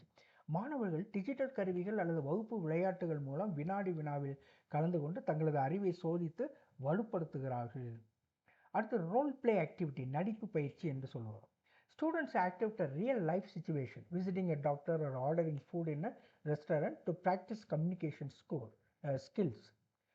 இதுவும் செய்கிறார்கள். மாணவர்கள் உண்மையான வாழ்க்கை சூழ்நிலையில் மருத்துவரை சந்திப்பது அல்லது உணவகம் ஒன்றில் உணவு ஆர்டர் செய்து நடிப்பது, அது தொடர்பு திறன்களை எல்லாம் பயிற்சி செய்து கொள்கிறார்கள். இது மாக் பார்லிமெண்ட்லாம் சொல்லுகிறோம், அடிக்கடி இதையெல்லாம் செய்கிறார்கள். பார்லிமெண்ட்டில் எப்படி இருக்குமோ ஆப்போசிட் பார்ட்டி, கவர்மெண்ட்டு பார்ட்டி, அதை ஆளுகின்ற கட்சி எதிர்கட்சி என்றெல்லாம் வைத்து ஒரு பேசிக்கொள்வது, சில பிரச்சனைகளை கொண்டு வருவது, மாணவர்களே அதை பற்றி பேசுவது என்பதெல்லாம் அந்த ரோல் பிளே ஆக்டிவிட்டி நடிப்பு பயிற்சியின் வழியாக செய்யப்படுகிறது. இதைத்தான் சிமுலேஷன் என்று சொல்லுகிறோம். ஆட்டோமேட்டட் ஃபீட்பேக் சிஸ்டம், தானியங்கி பின்னோட்ட அமைப்புகள் இருக்கின்றன. Online learning platform feedback. An online learning platform like Coursera automatically gives feedback after a quiz. If a student selects a wrong answer, the system instantly explains the correct answer and why it is right. நாமே அதை செய்ய போகிறோம். நாம் 10 யூனிட்டை முடித்து விட்டு இப்படி தான் நாம் செய்ய போகிறோம். மார்க் டெஸ்ட்டெல்லாம் நடத்துகிறோம். அதாவது கேள்விகள் மட்டும் இருக்கும், பதிலும் அதற்கான விளக்கமும் பின்னால் இருக்கும். இதெல்லாம் இப்போ ஆன்லைன் லேர்னிங் பிளாட்ஃபார்ம் ஃபீட்பேக் என்பதெல்லாம் நாமே செய்ய போகிறோம் வரக்கூடிய நாட்களிலே. இந்த கோர்சிரா போன்ற ஆன்லைன் கற்றல் தளம் தேர்வுக்கு பிறகு தானாகவே கருத்து வழங்குகிறது. மாணவர் தவறான பதிலை தேர்வு செய்தால் சரியான பதிலும் அதன் விளக்கமும் உடனடியாக காட்டப்படும். கஸ்டமர் சர்வீஸ் சேட்பாட்னு ஒன்று இருக்குது. A chatbot used by companies like Amazon automatically responds to customer queries. It provides instant feedback such as order status, refund updates and troubleshooting steps. Amazon போன்ற நிறுவனங்கள் பயன்படுத்தும் chatbot வாடிக்கையாளர் கேள்விகளுக்கு தானாக பதிலளிக்கிறது. ஆர்டர் நிலை, பணம் திரும்புதல் தகவல் அல்லது பிரச்சனை தீர்வு போன்றவற்றை உடனடியாக வழங்குகிறது. இப்போ இருக்கக்கூடிய எல்லா சேட்பாட் ஜெமினிலாம் இருக்கிறது. சைட்லேயே நீங்கள் ஏதாவது கேள்வி கேட்டால் உடனே பதில் வரும். வேறு எதுவும் கேட்குறீங்களான்னு கேட்கும். என்ன கேள்வி வேணாலும் கேட்டாலும் அதுக்கு அது பதில் சொல்லும். இந்த மாதிரியான இருக்கிறதுலாம் சேட்பாட் அப்படின்னு சொல்கிறோம். கஸ்டமர் சர்வீஸ் சேட்பாட்டெல்லாம் இன்று எல்லா நிறுவனங்களிலும் பெரிய பெரிய நிறுவனங்களிலே இருக்கின்றன. அடாப்டிவ் லேர்னிங் அல்காரிதம், தகுந்த கற்றல் அல்காரிதங்கள் சொல்கிறது. ரெக்கமெண்டேஷன் சிஸ்டம், நெட்ஃப்ளிக்ஸ்ன்னு நம்ம இப்போ எல்லாம் நிறைய படங்கள்லாம் பார்க்குறாங்க நெட்ஃப்ளிக்ஸில், யூடியூப் இருக்குது. The adaptive algorithms analyse your past behaviour like videos watched or shows like. இப்போ நெட்ஃப்ளிக்ஸில் சில படங்கள் பார்த்தீங்கன்னா நீங்கள் அதில் பதிவு பண்ணி போனீங்கன்னா எந்தெந்த படம் ஏற்கனவே பார்த்தீங்க, இன்னும் என்னென்ன படம்லாம் பார்க்கலாம் அப்படிங்கிற எல்லா விவரங்களும் அதில் இருக்குது. ரெக்கமெண்டேஷன் சிஸ்டம்ஸ் இந்த அடாப்டிவ் லேர்னிங் அல்காரிதம்ஸில் அது இருக்குது. அதேபோல் யூடியூப்லேயும் கூட நீங்கள் எவ்வளவு பேர் நம்மளுடைய யூடியூப்பை பார்த்துருக்குறாங்க, யூடியூப் வீடியோவை பார்த்துருக்குறாங்க, எத்தனை பேர் நம்மளுடைய வீடியோவை விரும்பி இருக்கிறார்கள், லைக் கொடுத்துருக்குறாங்க, எல்லாமே நம்ம பார்க்க முடியும். இதுக்கு பேர் தான் அடாப்டிவ் லேர்னிங் அல்காரிதம் சொல்லுது. இது ரெக்கமெண்டேஷன் சிஸ்டம் அதுக்குள்ளே இருக்குது. So the recommendation systems like Netflix, YouTube Adaptive algorithms analyze your past behavior like videos watched or shows liked and adjust the recommendations over time to better match your preferences. Adaptive அல்காரிதம்கள் என்பது உங்கள் முன் செயல்பாடுகளை நீங்கள் பார்த்த வீடியோக்கள் அல்லது விரும்பிய நிகழ்ச்சிகள் பகுப்பாய்வு செய்து காலப்போக்கில் உங்கள் விருப்பங்களுக்கு ஏற்ப பரிந்துரைகளை மாற்றுகின்றன. பர்சனலைஸ்டு லேர்னிங் ஆப்ஸ்ன்னு இருக்குது. டுவோலிங்கோ அப்படின்ட்டு அதுக்கு பேர். Language learning apps adapt the difficulty of lessons based on your performance, giving easier or harder questions depending on how well you are doing. மொழி கற்றல் பயன்பாடுகள் உங்கள் செயல்திறனை அடிப்படையாக கொண்டு பாடங்களுடைய கடினத்தன்மையை மாற்றுகின்றன. அதாவது பர்சனலைஸ்ட் லேர்னிங் ஆப்ஸ், நீங்கள் சில கேள்விகள் கேட்குது, நீங்கள் பதில் சொல்கிறீங்க, உங்கள் தரத்தை அதுவே ஆராய்ந்து அதற்கு ஏற்றால் போல பாடங்களை வடிவமைக்கின்றன. அதுக்கு பேர் தான் பர்சனலைஸ்டு லேர்னிங் ஆப்ஸ். அதுவும் இன்று நிறைய வந்திருக்கின்றன. நீங்கள் எப்படி செய்கிறீர்கள் என்பதற்கு ஏற்ப எளிய அல்லது கடினமான கேள்விகளை வழங்குகின்றன. அது ஒவ்வொருத்தருக்கும் இது வித்தியாசப்படும். பர்சனலைஸ்டு லேர்னிங் ஆப்னு சொல்லும் பொழுது உங்களுடைய தனிப்பட்ட அறிவாற்றலின் வழியாக உங்களை வழிநடத்தக்கூடிய அப்ளிகேஷன் ஆப்ஸ். நன்றாக புரிந்து கொள்வோம். இதெல்லாம் இன்று ரொம்ப சகஜமாக இன்று உலகத்திலே வந்திருக்கின்றன கற்றலிலே. டெக்னிக்கல் சிக்னிஃபிகன்ஸ் என்ன? தொழில்நுட்ப முக்கியத்துவம் என்னது? Programmed learning is considered a precursor to instructional design systems, computer assisted instruction, intelligent tutoring systems. திட்டமிட்ட கற்றல் கீழ்கண்டவற்றின் முன்னோடி. அதாவது இந்த இப்போ இருக்கக்கூடிய விஷயங்களுக்கு முன்னோடியாக வந்தது திட்டமிட்ட கற்றல். அதுக்கு பின்னால் வந்த விஷயங்கள் கற்பித்தல் வடிவமைப்பு முறை, instructional design systems, computer assisted instruction, intelligent tutoring systems. கற்பித்தல் வடிவமைப்பு முறை, கணினி உதவியுடன் கற்றல், நுண்ணறிவு கற்பித்தல் அமைப்புகள், அதாவது ஐடிஎஸ் என்று சொல்கிறோம், intelligent tutoring systems. Instructional design சிஸ்டம்ஸ்னா என்ன? அதனுடைய அர்த்தம் என்ன? அதுக்கு என்ன உதாரணம்? Instructional design systems are structured frameworks or processes used to plan, develop, deliver, and evaluate effective learning experiences in a systematic way. Instructional design systems என்பது கற்றல் அனுபவங்களை திட்டமிட, உருவாக்க, வழங்க மற்றும் மதிப்பீடு செய்ய பயன்படுத்தப்படும் ஒழுங்கமைக்கப்பட்ட முறைகள் அல்லது கட்டமைப்புகள் ஆகும். உதாரணத்துக்கு என்ன சொல்லலாம், ஆடி மாடல்னு ஒன்று இருக்குது. இதெல்லாம் எம்எட் லெவலில் கூட படித்து கொண்டிருப்பார்கள். தி ஆடி model analysis, design, development, implementation, evaluation, அதுதான் ஆடி மாடல்ங்கிறது. அந்த அந்த முதல் எழுத்தெல்லாம் சேர்த்து வச்சு அந்த ஆடி மாடல்னு சொல்கிறது. It is a widely used instructional design system for creating training programmes. ஆனால் பயிற்சி திட்டங்களை உருவாக்குவதற்காக இருக்கக்கூடிய ஒரு ஆன்லைன் விஷயம். ஆடி முறை என்பது ஒரு technological method.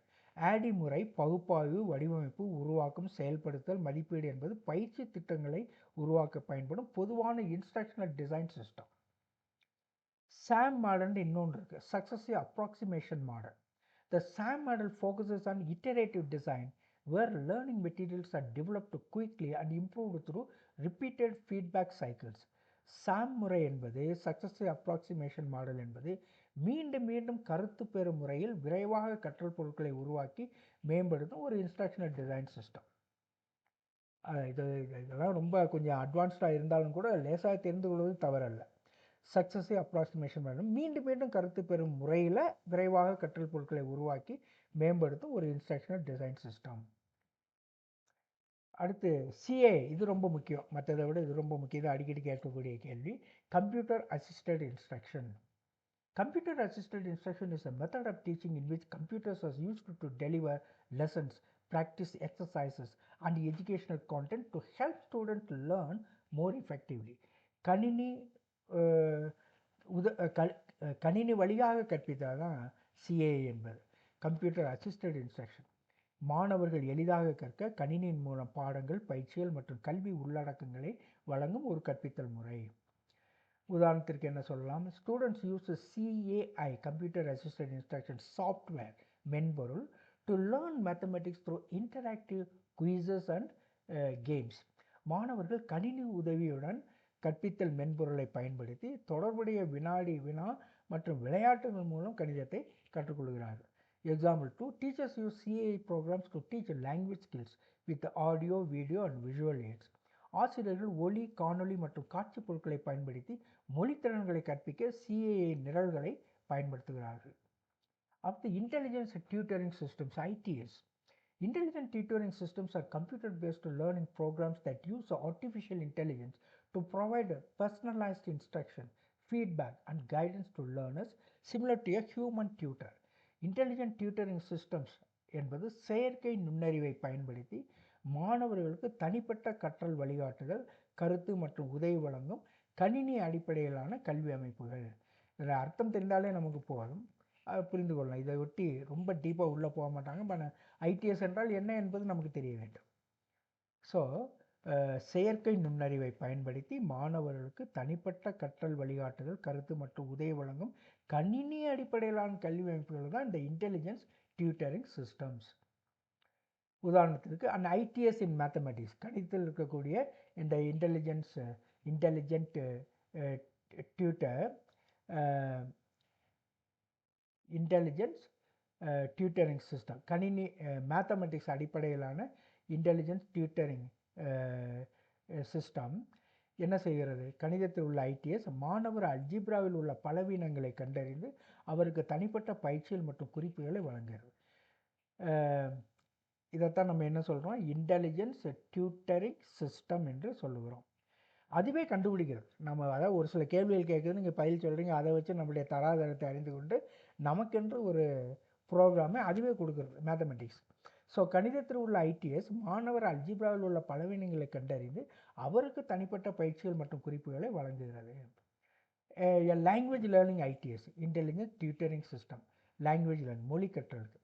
It adapts lessons based on a learner's progress and gives instant feedback on pronunciation and grammar.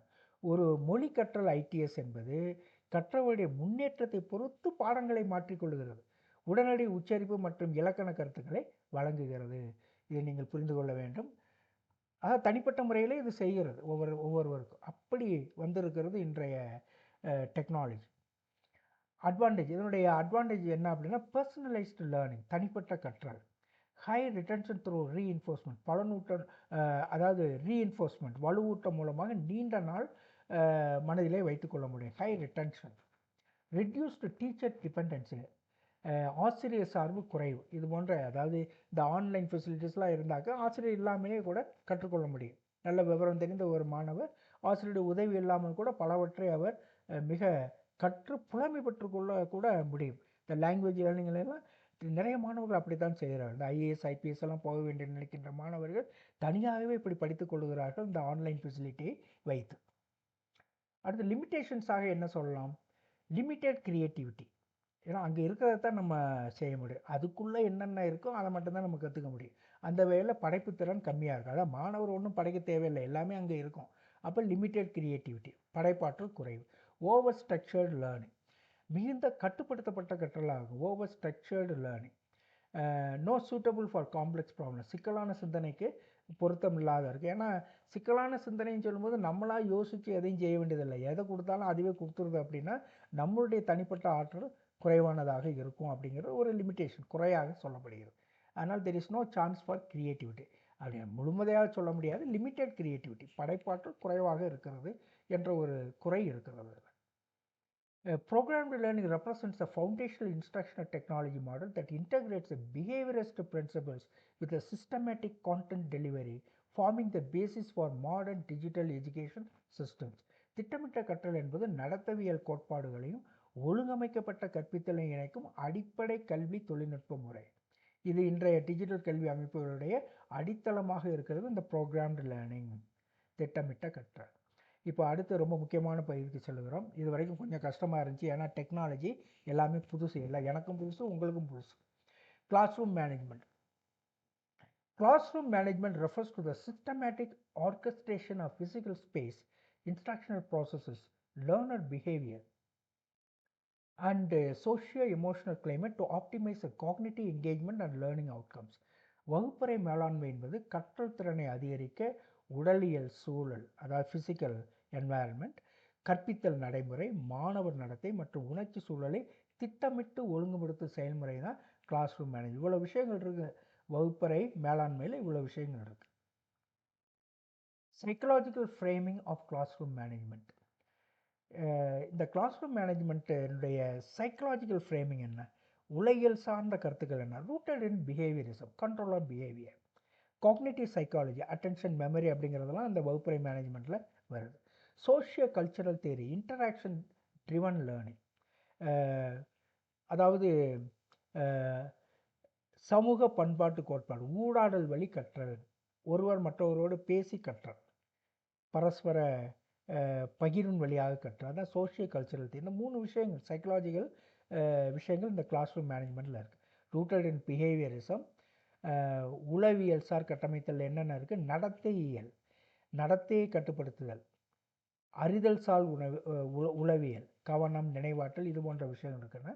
சமூக பண்பாட்டு கோட்பாட்டில் ஊடாடல் வழி கற்றல், இன்டராக்ஷன் வழியாக கற்றுக்கொள்ளுதல், இது எல்லாமே psychological framing of classroom management. அவ்வளோ டீப்பான விஷயங்கள் அதில் இருக்குது. Control of behaviour, attention memory, interaction driven learning, இவையெல்லாம் உலகியல் சார்ந்த இந்த விஷயங்கள் எல்லாம் வகுப்பறை மேலாண்மையில் இருக்கின்றன. ரோல் ஆஃப் டீச்சர், ஃபெசிலிட்டேட்டர் அடிக்கடி வரக்கூடியதான். The teacher scaffolds learning by mediating knowledge construction rather than directly transmitting information. ஆசிரியர் அறிவை நேரடியாக வழங்குபவராக அல்லாமல் மாணவர்கள் தாங்களே அறிவை உருவாக்க உதவும் வழிகாட்டியாக செயல்படுகிறார். தியரட்டிக்கல் லிங்காக என்ன சொல்லலாம்? Lev Vygotsky, social constructivism. Teacher gives hints instead of answers in problem solving. ஆசிரியர் நேரடி பதிலை அளிக்காமல் வழிகாட்டும் குறிப்புகளை வழங்குகின்றார். லெவ் வைகாட்சியில் அதுதானே வருது, சோஷியல் கன்ஸ்ட்ரக்டிவிசம். இதோட தொடர்புடையது அந்த உலகியல் அறிஞருடைய அந்த கான்செப்ட், சோஷியல் கன்ஸ்ட்ரக்டிவிசம், சமூக அமைப்பியல். அந்த ஒரு கருத்தை இதோடு நாம் தொடர்புபடுத்த முடியும். அடுத்து லெவ் வைகாட்சி கான்செப்ட், சோஷியல் கன்ஸ்ட்ரக்டிவிசம்னா என்ன, அது கொஞ்சம் விளக்கமாக பார்க்குறோம். Social constructivism means that learning happens through social interaction. Knowledge is not built alone. It is constructed by talking, sharing and collaborating with others. சமூக கட்டமைப்புவாதம் என்பது சமூக தொடர்பு மூலம் கற்றல் நடைபெறும் என்பதை குறிக்கின்றது.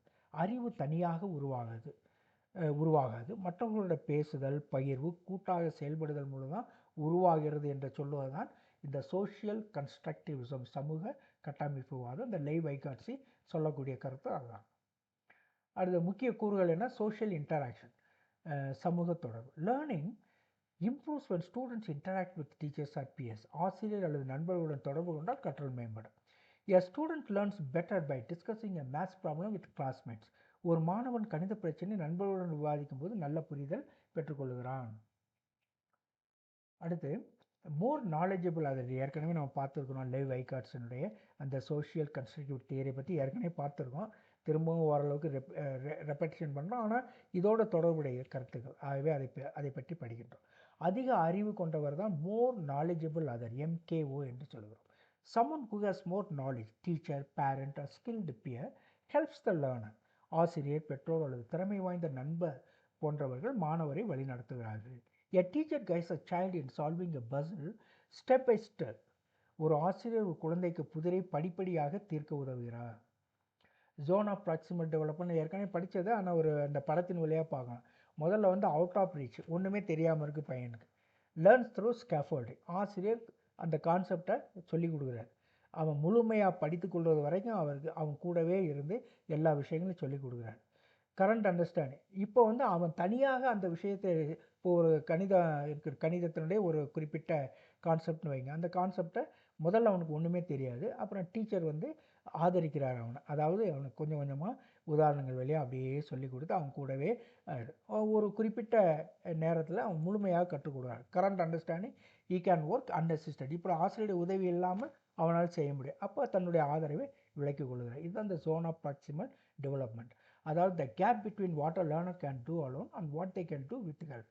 மாணவன் தனியாக செய்யக்கூடியதும் உதவியுடன் செய்யக்கூடியதும் இதற்கு இடையேயான வித்தியாசம். A child cannot solve a complex sum alone but can do it with guidance. ஒரு குழந்தை சிக்கலான கணக்கை தனியாக செய்ய முடியாது, ஆனால் ஆசிரியர் உதவியுடன் செய்ய முடியும். அப்படிங்கிறது தான் zone of proximal development. Scaffolding, ஆதரவு கட்டமைப்புங்கிறது temporary support given by a teacher until the learner becomes independent. மாணவன் தன்னிச்சையாக கற்றுக்கொள்ளும் வரை ஆசிரியர் தன் தற்காலிக ஆதரவை தான் ஸ்கேஃபோல்டிங். இது ஏற்கனவே நம்ம படித்திருக்கோம், நிறைய எக்ஸாம்பிள்ஸ்லாம் நம்ம கொடுத்துருக்கோம். முன்னால் அந்த யூனிட்ஸ்லாம் இது இருக்குது. A teacher first explains, then gives hints and finally lets the student solve independently. முதலில் ஆசிரியர் விளக்குகிறார், பிறகு குறிப்புகள் தருகிறார், பின்னர் மாணவன் தானாக செய்கிறான். Real life classroom example கொடுக்கலாம், வகுப்பறை உதாரணம். In a classroom, students work in groups to solve a science problem. They discuss ideas, correct each other and learn together. ஒரு வகுப்பில் மாணவர்கள் குழுவாக அறிவியல் பிரச்சனையை தீர்க்கிறார்கள். அவர்கள் கருத்துக்களை பகிர்ந்து ஒருவரை ஒருவர் திருத்தி ஒன்றாக கற்றுக்கொள்கிறார்கள். இதை உதாரணமாக அதுக்கு சொல்லலாம். எளிய சுருக்கமாக என்ன சொல்லலாம்னா, Vygotsky believed that learning is social. இதுதான் நமக்கு முக்கியமான கருத்து. கற்றல் சமூக செயல். இதுதான் இதெல்லாம் சொல்லக்கூடிய அந்த அடிப்படை கருத்து. வைகாட்சியினுடைய அந்த கான்செப்டினுடைய அடிப்படை கருத்து. கற்றல் என்பது சமூக செயல்பாடு. மற்றவர்கள் உதவியுடன் நாம் சிறப்பாக கற்கிறோம். அடுத்து லீடர்ஷிப் ஸ்டைல்ஸ். அது 3 விஷயம் சொல்கிறோம். Autocratic, democratic, laissez faire. இந்த ஆட்டோக்ராட்டிக் அப்படிங்கிறது டீச்சர் சென்டர்ட், ஆசிரியர் மையம். டெமோக்ராட்டிக்னா ஷேர்டு டெசிஷன், மற்றவர்களோடு கலந்து ஆலோசித்து, மாணவர்களோடு கலந்து ஆலோசித்து ஒரு விஷயத்தை கொண்டு வர, இது ரொம்ப நல்லது, ஜனநாயக பாணி. லேசி ஃபேர்னா ஃப்ரீடம் பேஸ்டு, கம்ப்ளீட்டாக சுதந்திரமாக விட்டுறது. அது எப்போ செய்ய முடியும் அப்படின்னு சொன்னால், மாணவர்கள்லாம் ரொம்ப பொறுப்பாக இருக்காங்கன்னா நல்ல சுதந்திரம் கொடுக்கலாம். ஆனால் அந்த மாதிரி ஒரு நிலை இல்லைன்னா இந்த இது ரொம்ப தப்பான ஒரு தலைமை பணியாக ஆகிடும். இது லேசி ஃபேர். அதாவது சுதந்திர பணி எப்போ கொடுக்க முடியும் அப்படின்னா, அங்கே இருக்கக்கூடிய எல்லா மாணவர்களும் நல்ல பொறுப்புடன் இருக்கிறார்கள், நல்ல இன்டெலிஜென்ட்டாக இருக்கிறார்கள். அப்போ சுதந்திரத்தை கொடுக்கலாம். அப்போ அவங்க சரியாக அந்த சுதந்திரத்தை பயன்படுத்துவார்கள். அப்போ இந்த லேசி ஃபேர் தலைமை பாணி சரியானதாக இருக்கும். அப்படி இல்லாத பட்சத்தில் இது தப்பான ஒரு தலைமை பாணியாக மாறிவிடும். இதை சொல்கிறவர் யாருன்னா கர்ட் லெவின், 1939. கர்ட் லெவின் என்பது தான் அந்த லீடர்ஷிப் ஸ்டைல்ஸை பற்றி சொல்கிறார். ஆட்டோக்ராட்டிக்னா கண்டிப்பாக கம்ப்ளீட்டாக ஆசிரியரே எல்லாவற்றையும் எடுத்துக்கொள்ளுது, எல்லா முடிவுகளையும் மாணவர்களுடைய தலையீடு இல்லாமல் எடுத்துக்கொள்வது பேர் ஆட்டோக்ராட்டிக் டீச்சர்னு சொல்கிறார். மேனேஜிங் பிஹேவியர் ப்ராப்ளம்ஸ், நடத்தை சிக்கல்கள் மேலாண்மை. Controlling and modifying undesirable student behaviour, மாணவருடைய விரும்பத்தகாத நடத்தை மாற்றுதல் மற்றும் கட்டுப்படுத்துதல் தான் இதனுடைய அர்த்தம். Key methods. பாசிட்டிவ் ரீஎன்ஃபோர்ஸ்மெண்ட், நல்ல ஊக்குவிப்பு. Reward good behave to encourage repetition, நல்ல நடத்தைக்கு பாராட்ட விளங்கி அதை மீண்டும் செய்ய ஊக்குவித்த ஒரு முக்கியமான ஒரு முறை இதில். Giving a start a student who completes a home work. சின்ன வயசில் ரொம்ப கண்டிப்பாக செய்யணும். அது எவ்வளோ ஹைஸ்கூல் ஸ்டூடெண்ட்லாம் ரொம்ப செய்யணும். இதை ஒரு சரியான ஆன்சர் சொல்கிறான், ஆசிரியர் ஒன்றுமே சொல்லாமல் இருந்தால் அவனுக்கு ஒரு மனசு வந்து இதை என்னடா நல்லா சொல்கிறான், சார் ஒன்றுமே சொல்ல மாட்டாரேன்ற. அது ஒரு ஸ்டார் கொடுக்குறது, கங்க்ராச்சுலேஷன் சொல்கிறது, கீப் இட் அப்படின்னு சொல்கிறது. நல்ல வார்த்தைகள் சொன்னால் தான் அடுத்து அவன் வந்து இன்னும் முன்னேறுவான், நல்லா பதில் சொல்லுவான். So giving a start a student completes homework ரொம்ப முக்கியமானது. பாசிட்டிவ் ரீஇன்ஃபோர்ஸ்மெண்ட்னு சொல்கிறது, நல்ல ஊக்குவிப்பு. வீட்டு பாடத்தை முடித்த மாணவருக்கு நட்சத்திரம் வழங்குகிறார். அடுத்து செட்டிங் கிளியர் ரூல்ஸ், தெளிவான விதிகள் அமைத்தல். Establish simple and clear class room rules, எளிமையான மற்றும் தெளிவான வகுப்பு விதிகளை அமைத்தல். Raise your hand before speaking, பேசுவதற்கு முன் கையை உயர்த்துங்கன்னு சொன்னால் அங்கே அந்த அந்த கிளாஸில் பிஹேவியர் ப்ராப்ளம் வராது. எல்லாமே ரூல்ஸை வந்து கிளியராக மாணவர்கள் சொல்லி அதை நடைமுறைப்படுத்தினோம்னா அங்கே ப்ராப்ளம் வராது, ப்ராப்ளமேட்டிக் ஸ்டூடெண்ட்டாக இருக்க மாட்டான். அதுவே ரைஸ் யுவர் ஹேண்ட் பிஃபோர் ஸ்பீக்கிங்னா அந்த மாதிரி ஒரு சில ரூல்ஸ் அப்படி வச்சுக்கிட்டோம்னா அந்த கிளாஸ் ரூம் மேனேஜ்மெண்ட் ரொம்ப நன்றாக செயல்படும். அடுத்து கன்சிஸ்டன்ட் டிசிப்ளின், ஒழுங்கான கட்டுப்பாடு. ஒரு பையனுக்கு ஒரு மாதிரி, இன்னொரு பையனுக்கு வேறு மாதிரி என்று இருக்கக்கூடாது, பார்ஷியாலிட்டி இல்லாமல் இருக்கணும். Apply rules consistently to all students, அனைத்து மாணவர்களுக்கும் ஒரே விதமாக விதிகளை பயன்படுத்துதல். Every student gets the same warning for talking lovely. யாராக நல்லா படிக்கிற பையனாக இருந்தாலும் சரி, மோசமான பையனாக இருந்தாலும் சரி, சத்தம் போட்டு கிளாஸில் சத்தம் போட்டால் எல்லாத்துக்கும் ஒரே ரூல். தண்டனைன்னு எல்லாத்துக்கும் ஒரே மாதிரி தண்டனை. அதாவது முழங்கால் போடணும், அதெல்லாம் இப்போ செய்கிறதில்ல. ஏதோ ஒரு தண்டனை கொடுக்குறோம், 10 தடவை இம்போசிஷன் கொடுக்குறோம்னா அது நல்ல தண்டனை.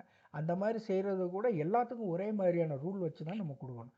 சத்தமாக பேசும் ஒவ்வொரு மாணவருக்கும் ஒரே மாதிரியான எச்சரிக்கை வழங்குதல்னா consistent discipline.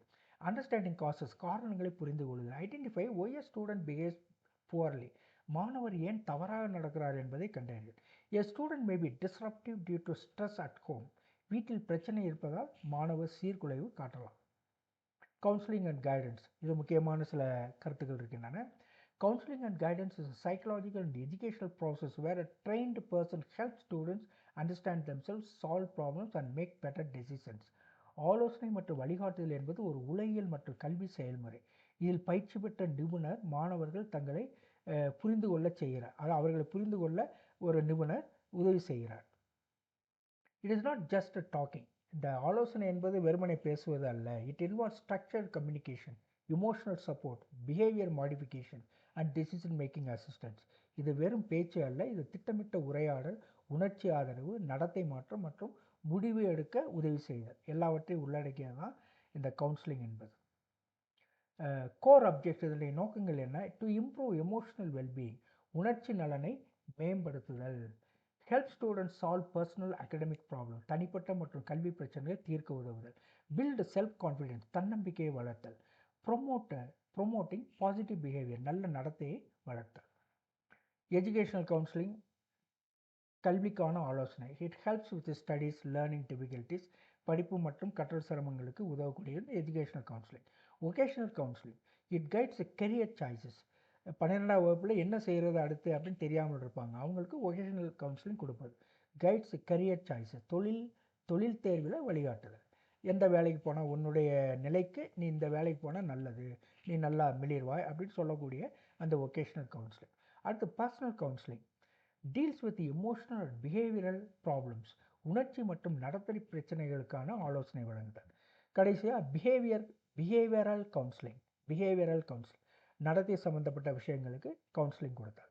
Focuses on changing negative behaviour, எதிர்மறை நடத்தையை மாற்றுவதற்காக ஆலோசனை தருதல். இது எல்லாமே டைப்ஸ் ஆஃப் கவுன்சிலிங். இதுக்கு நல்ல டெக்னிக்ஸ் என்ன? அது ரொம்ப முக்கியமானது, அடிக்கடி கேட்கக்கூடிய கேள்விகள். முக்கிய உலகியல் முறைகள் என்ன?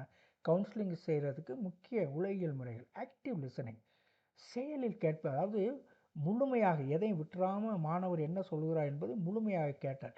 லிஸ்னிங் கேர்ஃபுல்லி வித்தவுட் இன்டரப்டிங், இடையில எதுவுமே கேட்காம, கேள்வியெல்லாம் கேட்காம முதல்ல முழுமையாக கேட்டார், இடையூறு இல்லாமல் கவனமாக கேட்பது ரொம்ப முக்கியமான விஷயம் கவுன்சிலிங். அதுதான் ஃபஸ்ட் பாயிண்ட். அடுத்து எம்பத்தி, பரிவு உணர்வு.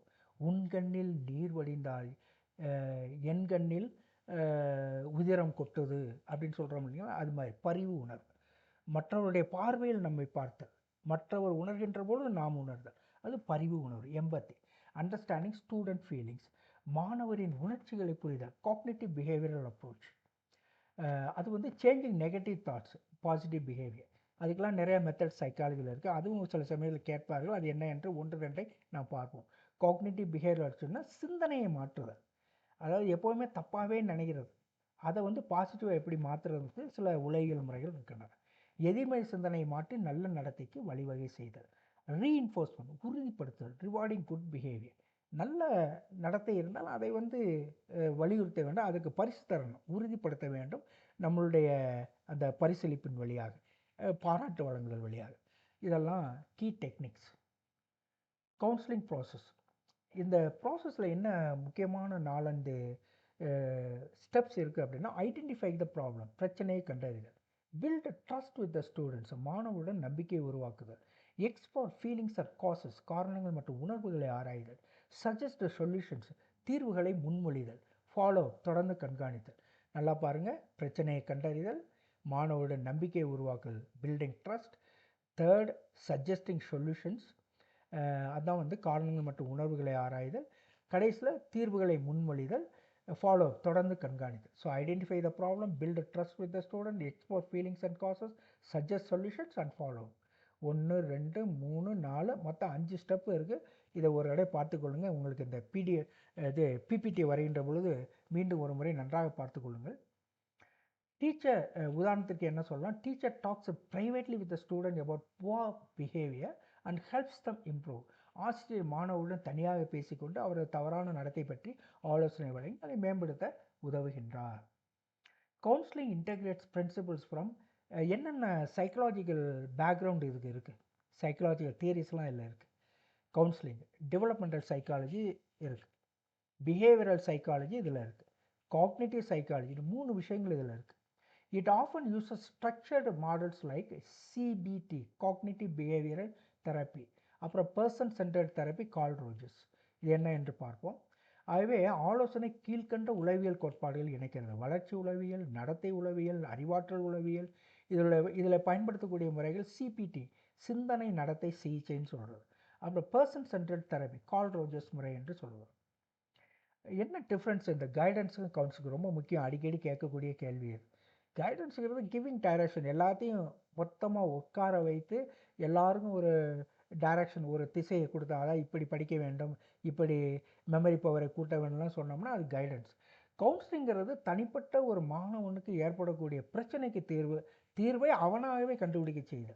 Helping student and understand decide his own problem, right? Helping student understand his own problem and decide, that is the idea here. வழிகாட்டுதல் என்பது திசை காட்டுதல் மட்டும்தான். ஆலோசனை என்பது மாணவர் தானாக புரிந்து முடிவு எடுக்க உதவுதல். ரெண்டுக்குள்ள வித்தியாசத்தை நன்றாக புரிந்து கொள்ள வேண்டும். கவுன்சிலிங்கிறது இண்டிவிஜுவல் டு இண்டிவிஜுவல் மாதிரி வரும்.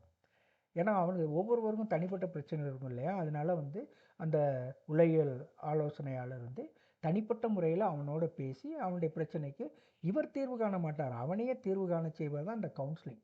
கைடன்ஸ்ங்கிறது பொதுவான விஷயங்களை சொல்கிறது. Giving direction, that's all. இது தொழில்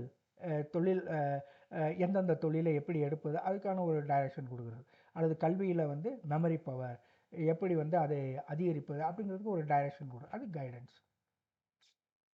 Cognitive behavioral therapy.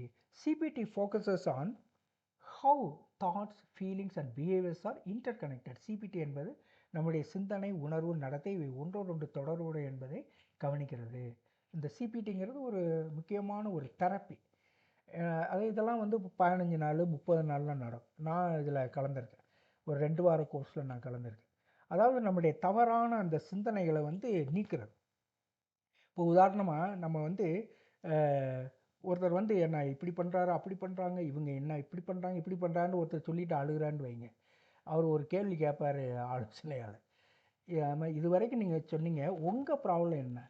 நான் தான் இவ்வளோ நேரம் சொன்னேன்ல, அவர் இப்படி செஞ்சார், இவர் இப்படி செஞ்சார், அப்படிலாம் நான் சொன்னேன் பார்த்தீங்களா, 45 நிமிஷம், அதுதானே ப்ராப்ளம். அது அவங்க ப்ராப்ளம்ப்பா, ஓன் ப்ராப்ளம் என்ன? புரியுதா உங்களுக்கு? இந்த மாதிரி எடுத்து கொடுக்குறது. அதாவது நம்மளுடைய மனப்போக்கை சரியான நிலையில் மாற்றுது. சிந்தனையை சிந்தனை அதானே ரைட்டு. உலகம் ஏதாவது சொல்லிக்கிட்டு தான் இருப்பாங்க, நீங்கள் என்ன உங்களை பற்றி நினைக்கிறீங்க அப்படிங்கிறதான முக்கியம். அதெல்லாம் இந்த சிபிடி செய்யும். CBT focuses on how thoughts, feelings and behaviours are interconnected. நம்முடைய சிந்தனை, உணர்வு, நடத்தை இவை ஒன்றோடொன்று தொடர்புடையவை என்பதை கவனிக்கின்றது. அடுத்து என்னுடைய கீ பிரின்சிபிள் என்ன? Changing negative thoughts can change emotions and behaviour. எதிர்மறை சிந்தனைகளை மாற்றினால் உணர்வுகளும் நடத்தையும் மாற்ற முடியும். ஸ்ட்ரக்சர்டு கோல் ஓரியன்ட் ஷார்ட் டேர்ம் தெரப்பி, கட்டுப்படுத்தப்பட்ட இலக்கு அடிப்படையிலான குறுகிய கால சிகிச்சை. 2 வாரத்தில் கூட நம்மளை மாற்றிடுவாங்க. அதாவது இப்படி தான் நினைக்கணும்ன்ட்டு யாரும் சொல்ல முடியாது. ஆனால் அவங்க நினைக்கிற மாதிரி நம்ம நடக்கணும்னு நம்ம என்ன தேவை இருக்குது? ஒவ்வொருத்தரும் ஒரு உலகம்னு சொல்கிறோம், யூனிக்னு சொல்கிறோம், தனித்தன்மை வாய்ந்தவர்கள்னா எப்போ பார்த்தாலும் அடுத்தவங்களை வச்சு தான் நம்ம வாழ்கிறோம்னா அது தப்பு தானே. அப்புறம் எப்படி மகிழ்ச்சியாக இருக்கிறது? அதுதான் இங்கே உள்ள point. Changing negative thoughts can change emotions and behaviours. Okay, இதுக்கான டெக்னிக்ஸ் என்ன? Cognitive restructure, challenging negative thoughts, சிந்தனை மாற்றம், தவறான எண்ணங்களை சீர் செய்தல், பிஹேவியரல் ஆக்டிவேஷன், நடத்தை ஊக்குவித்தல், எக்ஸ்போஷர் தெரப்பி, பயத்தை நேருக்கு நேர் சந்திக்கும் முறைகள்லாம் இதில் இருக்குது. ஐ ஆம் எ ஃபெயிலியர் அப்படின்னு ஒருத்தர் சொல்கிறான்னு வைங்க, அப்போ தெரப்பிஸ்ட் என்ன சொல்லுவாங்க? அது தெரப்பிஸ்ட் சொன்னாக்க அந்த ஆலோசனையாளர், psychologist, he helps reframe it to realistic thinking. I am a ஃபெயிலியர்னு எப்படி சொல்கிறது? எத்தனையோ விஷயங்களில் நல்லா செய்திருப்போம் இல்லையா? ஏதோ ஒரு குறிப்பிட்டது நமக்கு கிடைக்கல அப்படிங்கிறதுக்காக உடனே ஃபெயிலியர்னு சொல்ல முடியுமா? இந்த மாதிரி. ஸோ சரியான முறையில் சிந்தனை செய்வதற்கு அந்த ஆலோசனையாளர், உலகியல் அறிஞர் நமக்கு உதவுவார். நான் தோல்வி, அதை நியாயமான சிந்தனையாக மாற்ற உதவுவார். வாழ்க்கையில் எப்போவுமே வெற்றி பெற்று கொண்டு இருக்க முடியாது, வாழ்க்கையில் எப்போவுமே தோல்வி கொண்டு இருக்க முடியாது அப்படிங்கிறதெல்லாம் பிரித்து காமிச்சு நமக்கு சரியான சிந்தனையை தருவது தான் இந்த காக்னிட்டிவ் ரீஸ்ட்ரக்சரிங் பெயர், சிந்தனை மாற்றம். பர்சன் சென்டர்ட் தெரப்பி யார் சொல்லி? இது ரொம்ப முக்கியமானது, நம்ம புத்தகங்கள் எல்லாம் இருக்கக்கூடியது. கார்ல் ரோஜர்ஸ் சொல்கிறது, people have the ability to grow and heal if given the right environment. சரியான சூழல் கிடைத்தால் மனிதர்கள் தங்களை மேம்படுத்திக் கொள்ளும் திறன் உடையவர்னு சொல்கிறார். Emphasis on empathy, acceptance and genuineness. பரிவு, அக்செப்டன்ஸ் ஏற்றுக்கொள்வது, உண்மைத்தன்மை, ஜென்வின்னஸ் ரொம்ப முக்கியம். பர்சன் சென்டர்ட் தெரப்பி, மனிதன் மைய சிகிச்சை.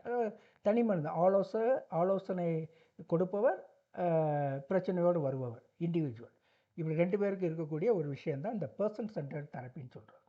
அவருக்கு என்ன பிரச்சனை அதை சரியான முறையில் கவனித்து, எம்பத்தி, பரிவோடு அதை பார்த்து அவரை முழுமையாக ஏற்றுக்கொண்டு, அதாவது தீர்ப்பிடாமல் ஏற்றுக்கொண்டு, ரொம்ப ஜென்வின், அதாவது ரொம்ப பொய் தோற்றத்துடன் பேசுகிறாமல் உண்மையிலேயே அவர் நலனில் அக்கறை கொண்டு பேசுகிறது தான் ஜென்வின்னஸ்.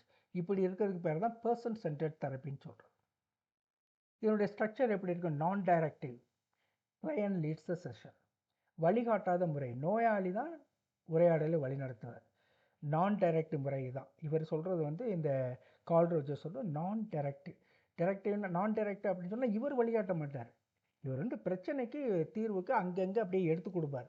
கடைசியில் வந்து முடிவு செய்கிறது வந்து யார் பிரச்சனையோடு வர்றாரோ அவர் தான் முடிவு செய்யணும். லிசன்ஸ் வித்தவுட் ஜட்ஜ்மெண்ட், தீர்ப்பு இல்லாமல் கேட்பார். ப்ரொவைட்ஸ் அன்கண்டிஷனல் பாசிட்டிவ் ரிகார்ட், நிபந்தனை இல்லாத ஏற்றுக்கொள்ளுதலை வழங்குவார். அது என்ன சொன்னாலும் இவர் தீர்ப்பிட மாட்டார். அது அமைதியாக கேட்டு அன்கண்டிஷனல் பாசிட்டிவ் ரிகார்ட், சொல்லுங்கள் நம்ம மாற்றிக்கொள்ள முடியும் அப்படின்லாம் சொல்லி அன்கண்டிஷனல் பாசிட்டிவ் ரிகார்ட் சொல்லுவார். Client expresses feelings freely, therapist reflects and validates, நோயாளி தன்னுடைய உணர்வுகளை சுதந்திரமாக பயிர்கின்றார். சைக்கியாட்ரிஸ்ட், அந்த உளவியல் அறிஞர், அதை புரிந்து உறுதிப்படுத்துகிறார். ஸோ சிபிடி என்பது சேஞ்ச் திங்கிங் சேஞ்ச் லைஃப். சிந்தனையை மாற்று, அதுவே வாழ்க்கையை மாற்ற முடியும், வாழ்க்கை மகிழ்ச்சியாகும். அது சிபிடி. பர்சன் சென்டர்னா accept yourself, grow natural. உன்னை ஏற்றுக்கொள், உலகத்தில் இருக்கக்கூடிய நல்லது இருக்குது கெட்டது இருக்குது, நீ கெட்டதை விட்டுவிட்டு நல்லதை எடுத்துக்க, க்ரோ நேச்சுரலி. தன்னை ஏற்றுக்கொள், இயல்பான வளர்ச்சி அடைதல் அப்படிங்கிறது தான் பர்சன் சென்டர்ட் தெரப்பின்னுடைய முக்கியம், கவுன்சிலிங்குடைய முக்கியம். அடுத்து பனிஷ்மெண்ட் அண்ட் லீகல் இம்ப்ளிகேஷன், இதுவும் சிலபஸில் இருக்குது. இதெல்லாம் ரொம்ப சாதாரண விஷயம், உங்களுக்கு ஏற்கனவே தெரியும். பனிஷ்மெண்ட்னா என்னது? Imposing a penalty to reduce or stop unwanted behaviour. விரும்பப்படாத நடத்தை குறைக்க அல்லது நிறுத்த விதிக்கப்படும் தண்டனை. அதாவது ஒரு விஷயத்தை, தப்பான விஷயத்தை செய்யக்கூடாது அப்படிங்கிறதுக்காக தண்டனை தருது. Punishment is used to discourage wrong action. தண்டனை என்பது தவறான செயல்களை தடுக்க பயன்படுகிறது. டைப்ஸ் ஆஃப் பனிஷ்மெண்ட்டில் ஃபிசிக்கல் பனிஷ்மெண்ட் உங்களுக்கு தெரியும், உடல் தண்டனை. This includes hitting, slapping or any form of physical harm. அடித்தல், குத்துதல் போன்ற உடல் சேதம் ஏற்படுத்தும் செயல்கள். கம்ப்ளீட்லி பேண்ட் இன் ஸ்கூல்ஸ், நமக்கு தெரியும். ஏன்னா இந்த ரீசெண்டாக 2009 வந்த 2009 முன்னாலே நம்ம வந்த அந்த இதில் 17வது பிரிவில் இது இருக்குது, அனைவருக்கும் கல்வி. அந்த இதில் வந்து கொடுத்துருக்காங்க. கம்ப்ளீட்லி பேண்ட் இன் ஸ்கூல்ஸ், பள்ளிகளில் முழுமையாக தடை செய்யப்பட்டிருக்கிறது. மென்டல் ஹராஸ்மெண்ட், மன அழுத்த தண்டனை. It includes scolding, humiliation, threats or emotional abuse. திட்டுதல், அவமதித்தல், மிரட்டல் போன்ற மன உளைச்சல் ஏற்படுத்தும் செயல்கள். This is also considered harmful to children. இது வந்து மென்டல் ஹராஸ்மெண்ட்டில் வர்றது. அதாவது திட்டுறது, அவமானப்படுத்துறது, அச்சுறுத்துறது, இது எல்லாமே. அடுத்து வந்து லீகல் ஆஸ்பெக்ட்னு பார்ப்போம். இதை தான் சொன்னேன், டக்குன்னு ஞாபகம் வரமாட்டேங்குது, very sorry. Right to education act 2009, கல்வி உரிமை சட்டம். It ensures free and compulsory education for children. குழந்தைகளுக்கு இலவச மற்றும் கட்டாய கல்வியை உறுதி செய்தது. செக்ஷன் 17 என்ன சொல்லுகிறது? Strictly prohibits corporal punishment and mental harassment. உடல் தண்டனையையும் மன அழுத்த தண்டனை முற்றிலும் தடை செய்கிறது. Any violation can lead to legal action. Child rights protection, குழந்தைகள் உரிமை பாதுகாப்பு. It protects children from abuse and ensures dignity. குழந்தைகளை துஷ்பிரயோகம் காக்கிறது, அவர்களுடைய மரியாதையை உறுதி செய்கிறது. Schools and teachers must follow child friendly practices. பள்ளிகளும் ஆசிரியர்களும் குழந்தை நட்பு முறைகளை பின்பற்ற வேண்டும். இதனுடைய முக்கிய கருத்து என்ன என்று சொன்னால், punishment should never harm a child physically or mentally. தண்டனை எப்போதும் குழந்தைக்கு உடல் அல்லது மன ரீதியாக தீங்கு விளைவிக்கக்கூடாது. Law strongly protects children's rights. சட்டம் குழந்தைகளுடைய உரிமைகளை வலுவாக பாதுகாக்கிறது. அடுத்து ரொம்ப முக்கியமான ஒரு கருத்துக்கு செல்கிறோம், assessment for learning versus assessment of learning. இந்த அசஸ்மெண்ட் ஃபார் லேர்னிங்னா ஃபார்மேட்டிவ் அசஸ்மெண்ட் சொல்கிறோம், ஃபார்மேட்டிவ், டயக்னாஸ்டிக், ஃபீட்பேக் ட்ரிவன் சொல்கிறது. இந்த அசஸ்மெண்ட் ஃபார் லேர்னிங் என்பது ஒரு தொடர்ச்சியான மதிப்பீட்டு செயல்முறை. அதாவது குவார்ட்டர்லி, வீக்லி டெஸ்ட்லாம் வைக்கிறோமே, அதெல்லாம் இதில் செய்யும். அசஸ்மெண்ட் ஃபார் லேர்னிங், இதில் வந்து தொடர்ச்சியாக இருக்கும், மாணவர்கள் ஃபீட்பேக் கிடைக்கும், ஆசிரியர் மாறலாம், மாணவர்கள் மாறலாம். அதுதான் வந்து assessment for learning. Assessment for learning is an ongoing formative process used to monitor student learning and provide continuous feedback to improve teaching and learning strategies. Assessment of learning ரெண்டுக்குள்ள வித்தியாசம் ரொம்ப முக்கியம், அடிக்கடி கேட்பாங்க. இது வந்து summative, evaluative, outcome focused. Assessment of learning is a summative evaluation conducted at the end of an instructional period to measure the level of achievement. அதாவது இந்த கடைசி ஒரு வருடம் முடிந்த உடனே அரையாண்டு தேர்வு, முழு ஆண்டு தேர்வுன்னு சொல்கிறோம்ல, பப்ளிக் எக்ஸாம்லாம் assessment of learning. Assessment of learning என்பது ஒரு முடிவுக்கான மதிப்பீடு. இவரை வந்து 12ஆம் கிளாஸ் முடித்த உடனே காலேஜுக்கு போவாரா போக மாட்டாரா, இவர் பாஸ் பண்ணுவாரா ஃபெயில் ஆகிறாரா, அந்த மாதிரி அசஸ் பண்ணுறது பேர் தான் அசஸ்மெண்ட் ஆஃப் லேர்னிங். முடிவாக என்ன சொல்கிறான், அவனுக்கு என்ன நடக்குது ஒரு மாணவனுக்கு, பாடநெறி முடிவில் மாணவர்களுடைய சாதனை அளவிடுவது தான் அசஸ்மெண்ட் ஆஃப் லேர்னிங். அது சைக்கலாஜிக்கல் ஃபவுண்டேஷன் பார்க்கும் பொழுது AFL is grounded in constructive learning theory developed by Jean பியாஜே அண்ட் லெவ் வைகாட்ஸ். நம்ம ஏற்கனவே பார்த்தோம். ஜீன் பியாஜே, லெவ் வைகாட்ஸ்லாம் கட்டமைப்பியல் அப்படின்னு சொல்கிறார். அதாவது மாணவனே தாமாகவே அறிவை உருவாக்கி கொள்வது தான் இதோடைய அர்த்தம். ஏன்னா அந்த ஃபீட்பேக் வழியாக தாங்கள் மாறிக்கொள்கிறார்கள் அல்லவா, அதனால தான் அந்த ஏஎஃப்எல் அசஸ்மெண்ட் ஃபார் லேர்னிங்கில் இது வரும். இந்த உலகியல் அடிப்படை feedback plays a central role in developing metacognition, thinking about one's own thinking. பின்னூட்டம் என்பது தன்னுடைய சிந்தனை பற்றி சிந்தித்தல் வளர்ச்சி, மாணவனுடைய வளர்ச்சியில் முக்கிய பங்கு வகிக்கிறது. இட் ப்ரொமோட்ஸ் செல்ஃப் ரெகுலேஷன், சுய கட்டுப்பாட்டை மேம்படுத்துகிறது. இட் என்கரேஜ் இன்ட்ரென்சிக் மோட்டிவேஷன், உள் உந்துதலை ஊக்குவிக்கிறது. It helps to develop a growth mindset, வளர்ச்சி மனப்பாங்கை உருவாக்க உதவுகிறது. Assessment of learning AOL is aligned with behaviourism. இது ஸ்கின்னருடைய பிஹேவியரிசத்தோடு தொடர்புடையது. Focusing on observable outcomes and performance. It emphasizes reinforcement, standardized measurement, external motivation. AOL என்பது அசஸ்மெண்ட் ஆஃப் லேர்னிங் என்பது பிஹேவியரிசம், நடத்தை அடிப்படையிலான கற்றல். வெளிப்புற ஊக்கங்கள், தரநிலையான மதிப்பீடு, காணக்கூடிய செயல்திறன் ஆகியவற்றை மையப்படுத்தி இருப்பது தான் AOL. I think you must understand that. Standardise டெஸ்டிங்னா என்னது? இது தரப்படுத்தப்பட்ட இப்போ கேள்வித்தாள்லாம் எப்படி நம்ம எடுக்கிறோம், ஓராண்டு முடிஞ்சு கேள்வி கேட்கும்போது எல்லா யூனிட்லேருந்து சில கேள்விகள் இருக்கணும், இத்தனை 1 மார்க் கொஷின் இருக்கணும், இத்தனை 2 மார்க் கொஷின் இருக்கணும், எஸ்ஏ கொஷின், இப்படிலாம் நம்ம குறிப்பிட்ட முறையில் எல்லாத்துக்கும் மதிப்பு ஒரு குறிப்பிட்ட முறையில் திட்டமிட்டு செய்கிறது தான் இந்த ஸ்டாண்டர்டைஸ் டெஸ்டிங்கிறது. தரநிலையான மதிப்பீடு தான் இந்த சம்மட்டிவ் எவாலுவேஷனில் இருக்கும், அசஸ்மெண்ட் ஆஃப் லேர்னிங்கில் இருக்கும். ரொம்ப முக்கியமான கருத்து. அப்புறம் ப்ளூம்ஸ் டாக்ஸானமி, அதில் வந்து ரொம்ப முக்கியமான கருத்து ப்ளூம் வகைப்பாடில் முக்கியமான கருத்து என்னென்னா, remember, first remembering, understanding, applying, analysing, evaluating, creating, 6 நிலைகளை அது வலுப்படுத்துகிறார். ரொம்ப முக்கியமாக இதெல்லாம் கேட்கலாம், ஏன்னா இது சிலபஸ்லேயே இருக்குது. நினைவில் கொள்ளுதல், அது ரிமெம்பரிங். புரிந்து கொள்ளுதல், அண்டர்ஸ்டாண்டிங். பயன்படுத்துதல், அப்ளைங். பகுப்பாய்வு செய்தல், அனலைசிங். மதிப்பீடு செய்தல், எவாலுவேட்டிங். உருவாக்குதல், கிரியேட்டிங். இது வந்து ஹைரார்கிக்கல் ஸ்டெப்ஸ். இது first remembering, second understanding, third applying, fourth analysing, fifth evaluating, finally creating. இதுதான் ப்ளூம்ஸ் டாக்ஸானமி ஆஃப் அப்ஜெக்டிவ்ஸ்னு சொல்லுவாங்க. Cognitive skills, classification of cognitive skills, அறிவாற்றல் திறன்களை 6 நிலையாக வகைப்படுத்தல் என்பது இதுதான். இந்த வரிசையாக நீங்கள் பார்த்துக்கோங்க, மனப்பாடம் செய்து ஒன்று. Remembering, understanding, applying, analysing, evaluating, creating. Link between Bloom and assessment types. Assessment டைப்ஸுக்கும் ப்ளூமுக்கு என்ன தொடர்பு? Assessment for learning focuses on lower to higher order thinking continuously, remembering to creating. Assessment of learning often measures final cognitive achievement. So AFL என்பது அனைத்து நிலைகளையும் தொடர்ச்சியாக மேம்படுத்துகிறது. இந்த ஃபார்மேட்டிவ் எவாலுவேஷன் சொல்கிறோம்ல, weekly test, monthly test, quarterly, half இயர்லிலாம் தொடர்ச்சியாக மாணவனை மேம்படுத்துகிறது. ஏஓஎல் என்பது இறுதி அறிவாற்றல் நிலை. சாதாரணமாக உயர்நிலை சிந்தனை திறன் மட்டும்தான் அதில் இருக்கும். அதாவது எந்த அளவுக்கு அவன் அச்சீவ் பண்ணான் அப்படின்னா உயர்நிலை சிந்தனை திறன்.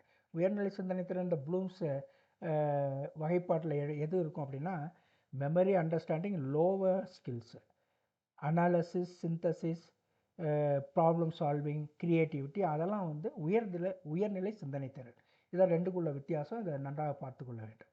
ஸோ அசஸ்மெண்ட் ஃபார் லேர்னிங்கிறது higher order thinking continuously, lower to higher order. மெமரிங்கிறது லோவர் ஆர்டர், அது ஃபைனலாக க்ரியேட்டிங் அப்படிங்கிறது வந்து ஹையர் ஆர்டர். ஆனால் ஏஎஃப்எல் அப்படிங்கிறது ஃபோக்கஸ் பண்ணுறது அப்படி. ஆனால் ஏஓஎல் அசஸ்மெண்ட் ஆஃப் லேர்னிங் அப்படிங்கிறது வந்து ஒன்லி உயர்நிலை சிந்தனை திறன்கள்.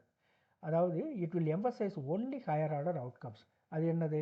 Analysis, synthesis, problem solving, creativity, எல்லாம் கிரியேட்டிங் எல்லாமே சேர்ந்தது அது. ப்ராக்டிக்கல் எக்ஸாம்பிள்ஸ் என்ன சொல்லலாம்? அசஸ்மெண்ட் ஃபார் லேர்னிங்க்கு quizzes, peer feedback, classroom questioning, குறுந்தேர்வு, சக மாணவர் கருத்து, வகுப்பு கேள்விகள்னு சொல்லலாம். இம்ப்ரூவிங் லேர்னிங் இம்மீடியட்லி, உடனடி கற்றல் மேம்பாடு அது நடக்கும். இதில் அசஸ்மெண்ட் ஃபார் லேர்னிங். இப்போ இந்த வீக்லி டெஸ்ட்லாம் அதானே செய்கிறோம், உடனே அவனை திருத்தி அடுத்த லெவலுக்கு கொண்டு போகிறோம். ஃபைனல் இந்த அசஸ்மெண்ட் ஆஃப் லேர்னிங்கில் final exam, board exam, standardise டெஸ்ட்லாம் அசஸ்மெண்ட் ஆஃப் லேர்னிங்கில் இருக்கும். இறுதி தேர்வு, பொது தேர்வு, தரநிலை தேர்வு, சரியான கொஷின் பேப்பர் அதுக்கு அமைப்போம் முழு ஆண்டு தேர்வுக்கு. மற்றது மாதிரி இருக்காது. அதெல்லாம் வந்து அசஸ்மெண்ட் ஆஃப் லேர்னிங். சாதனை உறுதி செய்தான் இதனுடைய நோக்கம். So effective education systems integrate both AFL and AOL. AFL drives learning processes while AOL validates learning outcomes. சிறந்த கல்வி அமைப்புகள் AFL மற்றும் AOL இரண்டையும் இணைக்கின்றன அப்படிங்கிறது முக்கியம். ICT tools. ICT helps teachers and students use technology for teaching and learning. எளிமையாக சொன்னால் ICT ஆசிரியர்கள் மற்றும் மாணவர்கள் கற்பித்தலும் கற்றலும் செய்ய தொழில்நுட்பத்தை பயன்படுத்த உதவுகிறது. இதை நீங்கள் பார்க்கணும், இன்புட் ப்ராசஸ் அவுட்புட் சிஸ்டம். கம்ப்யூட்டரில் இதுதானே இருக்குது. இன்புட் டிவைஸ் எப்படி இருக்குன்னு பார்த்தீங்களா, அந்த மவுஸ் எல்லாம் இருக்குது. ப்ராசஸர்லனா CPU தான் கம்ப்யூட்டருடைய மூளைன்னு சொல்லுவாங்க. வெளியீடுங்கிறது அந்த ஸ்க்ரீன். வெளியேனா ஸ்க்ரீனில் தானே எல்லாம் வெளிப்படுது, நம்ம தட்டினோன்னு அங்கே வருது. அதனால் இன்புட்டில் கீபோர்ட் மவுஸ் இருக்கும், உள்ளீடு விசைப்பலகை மவுஸ். CPU ப்ராசஸஸ் டேட்டா, அதுதான் அந்த நடுவில் இருக்கிறது ப்ராசஸ். ஓகே, செயலாக்கம். CPU தரவை செயலாக்குறது. அவுட்புட்டுங்கிறது monitor printer. Used for learning, online classes, digital content, வீடியோக்கள், விளக்க காட்சிகள் இதெல்லாம் இருக்குது. இன்டர்நெட் நமக்கு தெரியும், குளோபல் நெட்வொர்க், உலகளாவிய இணைப்பு வலை. இணையம் என்பது உலகம் முழுவதும் உள்ள கணினிகள் மற்றும் சாதனங்களை இணைக்கும் ஒரு உலகளாவிய வலைப்பின்னல். சைக்கலாஜிக்கல் பெர்ஸ்பெக்டிவ் நம்ம ஏற்கனவே பார்த்தது தான், சோஷியல் லேர்னிங் தியரி. கனெக்டிவ் ஏற்கனவே பார்த்துருக்கோம். இது எல்லாமே வலைப்பின்னலுக்கும் நம்ம சொல்லலாம், இணையத்துக்கு நம்ம சொல்ல முடியும். இது வரும்போது கொஞ்சம் பார்த்துக்கிடுங்க தயவுசெய்து. இது ஏற்கனவே பார்த்ததுனால நான் கொஞ்சம் வேகமாக போகிறேன். Enables online learning. The internet enables online learning by providing access to courses, virtual classrooms, e-books, interactive platforms anywhere and anywhere. Psychological models ஏற்கனவே சொல்லிட்டேன். Cognitive load theory, அறிவு சுமை கோட்பாடு. Online learning must be designed to reduce cognitive overload. Online கற்றலில் அதிக தகவல் மாணவர்களை குழப்பக்கூடும், அதனால் அறிவு சுமையை குறைக்கும் வகையில் கற்றல் அமைக்கப்பட வேண்டும். கன்ஸ்ட்ரக்டிவ்ஸும் நம்ம ஏற்கனவே சொல்லிட்டோம். கட்டமைப்பு கற்றல் கோட்பாடுபடி மாணவர்கள் தங்களே அறிவை உருவாக்க இணையத்தின் வழியாக அப்படித்தானே செய்கிறாங்க. ஆசிரியர் உதவி இல்லாமல் அவர்களே அறிவை சமைத்துக் கொள்கிறார்கள். செல்ஃப் டிட்டர்மினேஷன் தியரி, சுய தீர்மான கோட்பாடு. அவர்களே முடிவு செய்து இது எனக்கு வேண்டும் என்று அவர்கள் ஆன்லைன் எஜுகேஷனில் கற்றுக்கொள்கிறார்கள். Internet is not just a technology. இணையம் வந்து ஒரு தொழில்நுட்பம் மட்டுமல்ல, அது கற்றலை ஊக்குவிக்கும் ஒரு உலகியல் சூழல். அதனால் அடுத்து டெக்ஸ்ட் டாக்குமெண்ட் நமக்கு தெரியும். இப்போ இந்த உதாரணமாக இங்கே பாருங்கள், ரொம்ப எவ்வளோ அழகாக இருக்குது. இது கம்ப்யூட்டருக்குள்ளேயே இருக்கும். நிறையா பேர் வந்து டைப் அடிச்செல்லாம் வச்சுருப்பாங்க. அது வந்து அதை ஆன்லைனில் நம்ம அனுப்பும்போது ரொம்ப அழகாக அப்படி வந்துடும். இதை வந்து டெக்ஸ்ட் டாக்குமெண்ட் நம்ம சொல்கிறோம். இதோட யூஸ் என்ன? Writing notes, preparing reports, assignments எல்லாம். அடுத்து சைக்கலாஜிக்கல் தேர்ஸ் நம்ம ஏற்கனவே சொன்ன மாதிரி அறிவு சுமை கோட்பாடு இதெல்லாம் இதில் இருக்குது. டூவல் கோடிங் தேர், இதுவும் ஏற்கனவே படிச்சிருக்கோம். உரை ஆவணங்களில் படங்கள் வரைபடங்கள் சேர்க்கப்பட்டால் சொல் மற்றும் காட்சி தகவல்கள் இணைந்த நினைவாற்றலை வளப்படுத்தும் அப்படின்றது. இன்ஃபர்மேஷன் ப்ராசஸிங் இது ஒரு முக்கியமானது. Writing and reading text documents involve encoding, storing, retrieving information similar to how the brain processes data. உரை ஆவணங்களை எழுதல் மற்றும் படித்தல் என்பது தகவலை குறியாக்கம் செய்வும் மீட்டெடுத்தல் போன்ற மூளை செயல்முறைகளை பிரதிபலிக்கிறது. இது கன்ஸ்ட்ரக்டிவ் லேர்னிங் தியரி எல்லாமே இதற்குள்ளே இருக்குது, நம்ம ஏற்கனவே படிச்சிருக்கோம். அதனால் okay, this you know that. ஸ்ப்ரெட்ஷீட்டுங்கிறது நீங்கள் அமைப்பு இப்படி தான் இருக்கும். நீங்கள் கம்ப்யூட்டர்லேயே வந்து அதாவது பல டேட்டாவை வந்து ரொம்ப சிம்பிளாக சொல்கிறோம். இப்போ வந்து பள்ளிக்கூடத்தில் இருக்கக்கூடிய அலுவலகங்கள்லாம் இதை செய்வாங்க. மாணவருடைய மதிப்பெண் பட்டியல், ஆசிரியருடைய பட்டியல் எல்லாத்தையும் ரொம்ப எளிதாக செய்யக்கூடியதான் இது. எக்ஸலில் இருக்கும், கூகுள் எக்ஸலில் இது இருக்கும். டேட்டா அனாலிசிஸ்க்கு ரொம்ப பயன்படக்கூடிய ஒரு விஷயம். இதை நீங்கள் பார்த்து கொள்ளுங்கள். சைக்காலஜிக்கு திரும்பவும் அதே தான் வரும். Information processing model. ப்ரெசன்டேஷனுங்கிறது பிபிடி, இந்த இனிஷியல் டீச்சிங்னா PowerPoint can be used to teach new ideas and concept, class of use complaint, அதுதான் சொல்கிறோம். யூஸ்டு ஃபார் விஷுவல் டீச்சிங், காட்சிப்படுத்தி கற்பித்தலுக்கு பவர் பாயிண்ட்டு நமக்கு உதவும். இதுவும் ஒன்ஸ் அகேன் சைக்காலஜி தியரிஸ் அதே தான். Cognitive load theory, dual coding theory. இரட்டை குறியீடுனா ரெண்டு விஷயம், எழுத்து மற்றும் விஷுவல், அதாவது வார்த்தைகளும் காட்சிகளும், அதுதான் வந்து டூவல் கோடிங் தியரி. மல்டிமீடியா பார்க்குறோம், மல்டிமீடியம் லேர்னிங் தியரி, பன்மாதிரி கற்றல் கோட்பாடு, அதை நீங்கள் பிபிடியில் பார்த்துக்கோங்க. ரிச்சர்ட் மேயர் என்பது ஒரு முக்கியமானது ஒன்று சொல்கிறார். கொயரண்ட், சிக்னலிங், ரிடண்டன்சின்னு 3 விஷயம். தேவையற்றதை நீக்கணும், முக்கியமானதை வலியுறுத்தணும், மீண்டும் மீண்டும் கூற வேண்டாம்னு சொல்கிறார். அட்டென்ஷன் தியரின்னு இருக்குது. Attention is limited, engaging visuals help maintain focus. அதாவது ஒருத்தருடைய கவனம் குறைந்தது, அதனால் ஈர்க்கும் காட்சிகள் அதிகமாக வைக்கணும்னு சொல்கிறார். So presentation like power point R powerful tools, காட்சிப்படுத்தி கற்பிக்க மிகவும் பயனுள்ளவை. இதுக்கு ரொம்ப முக்கியமான ஒருத்தர் வந்து செய்மூர் பாப்பட், உருவாக்க கற்றலை உருவாக்குவார்.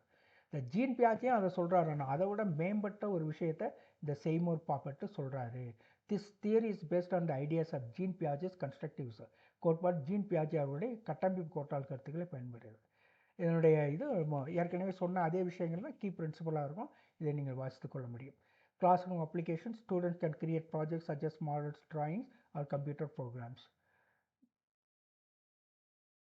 A student can learn geometry by creating drawings using coding. வடிவங்களை கோணங்களை எல்லாம் தெளிவாக புரிந்து கொள்ள முடியும் இதை செய்வதன் வழியாக. Right. Thank you very much dear friends. God bless you abundantly.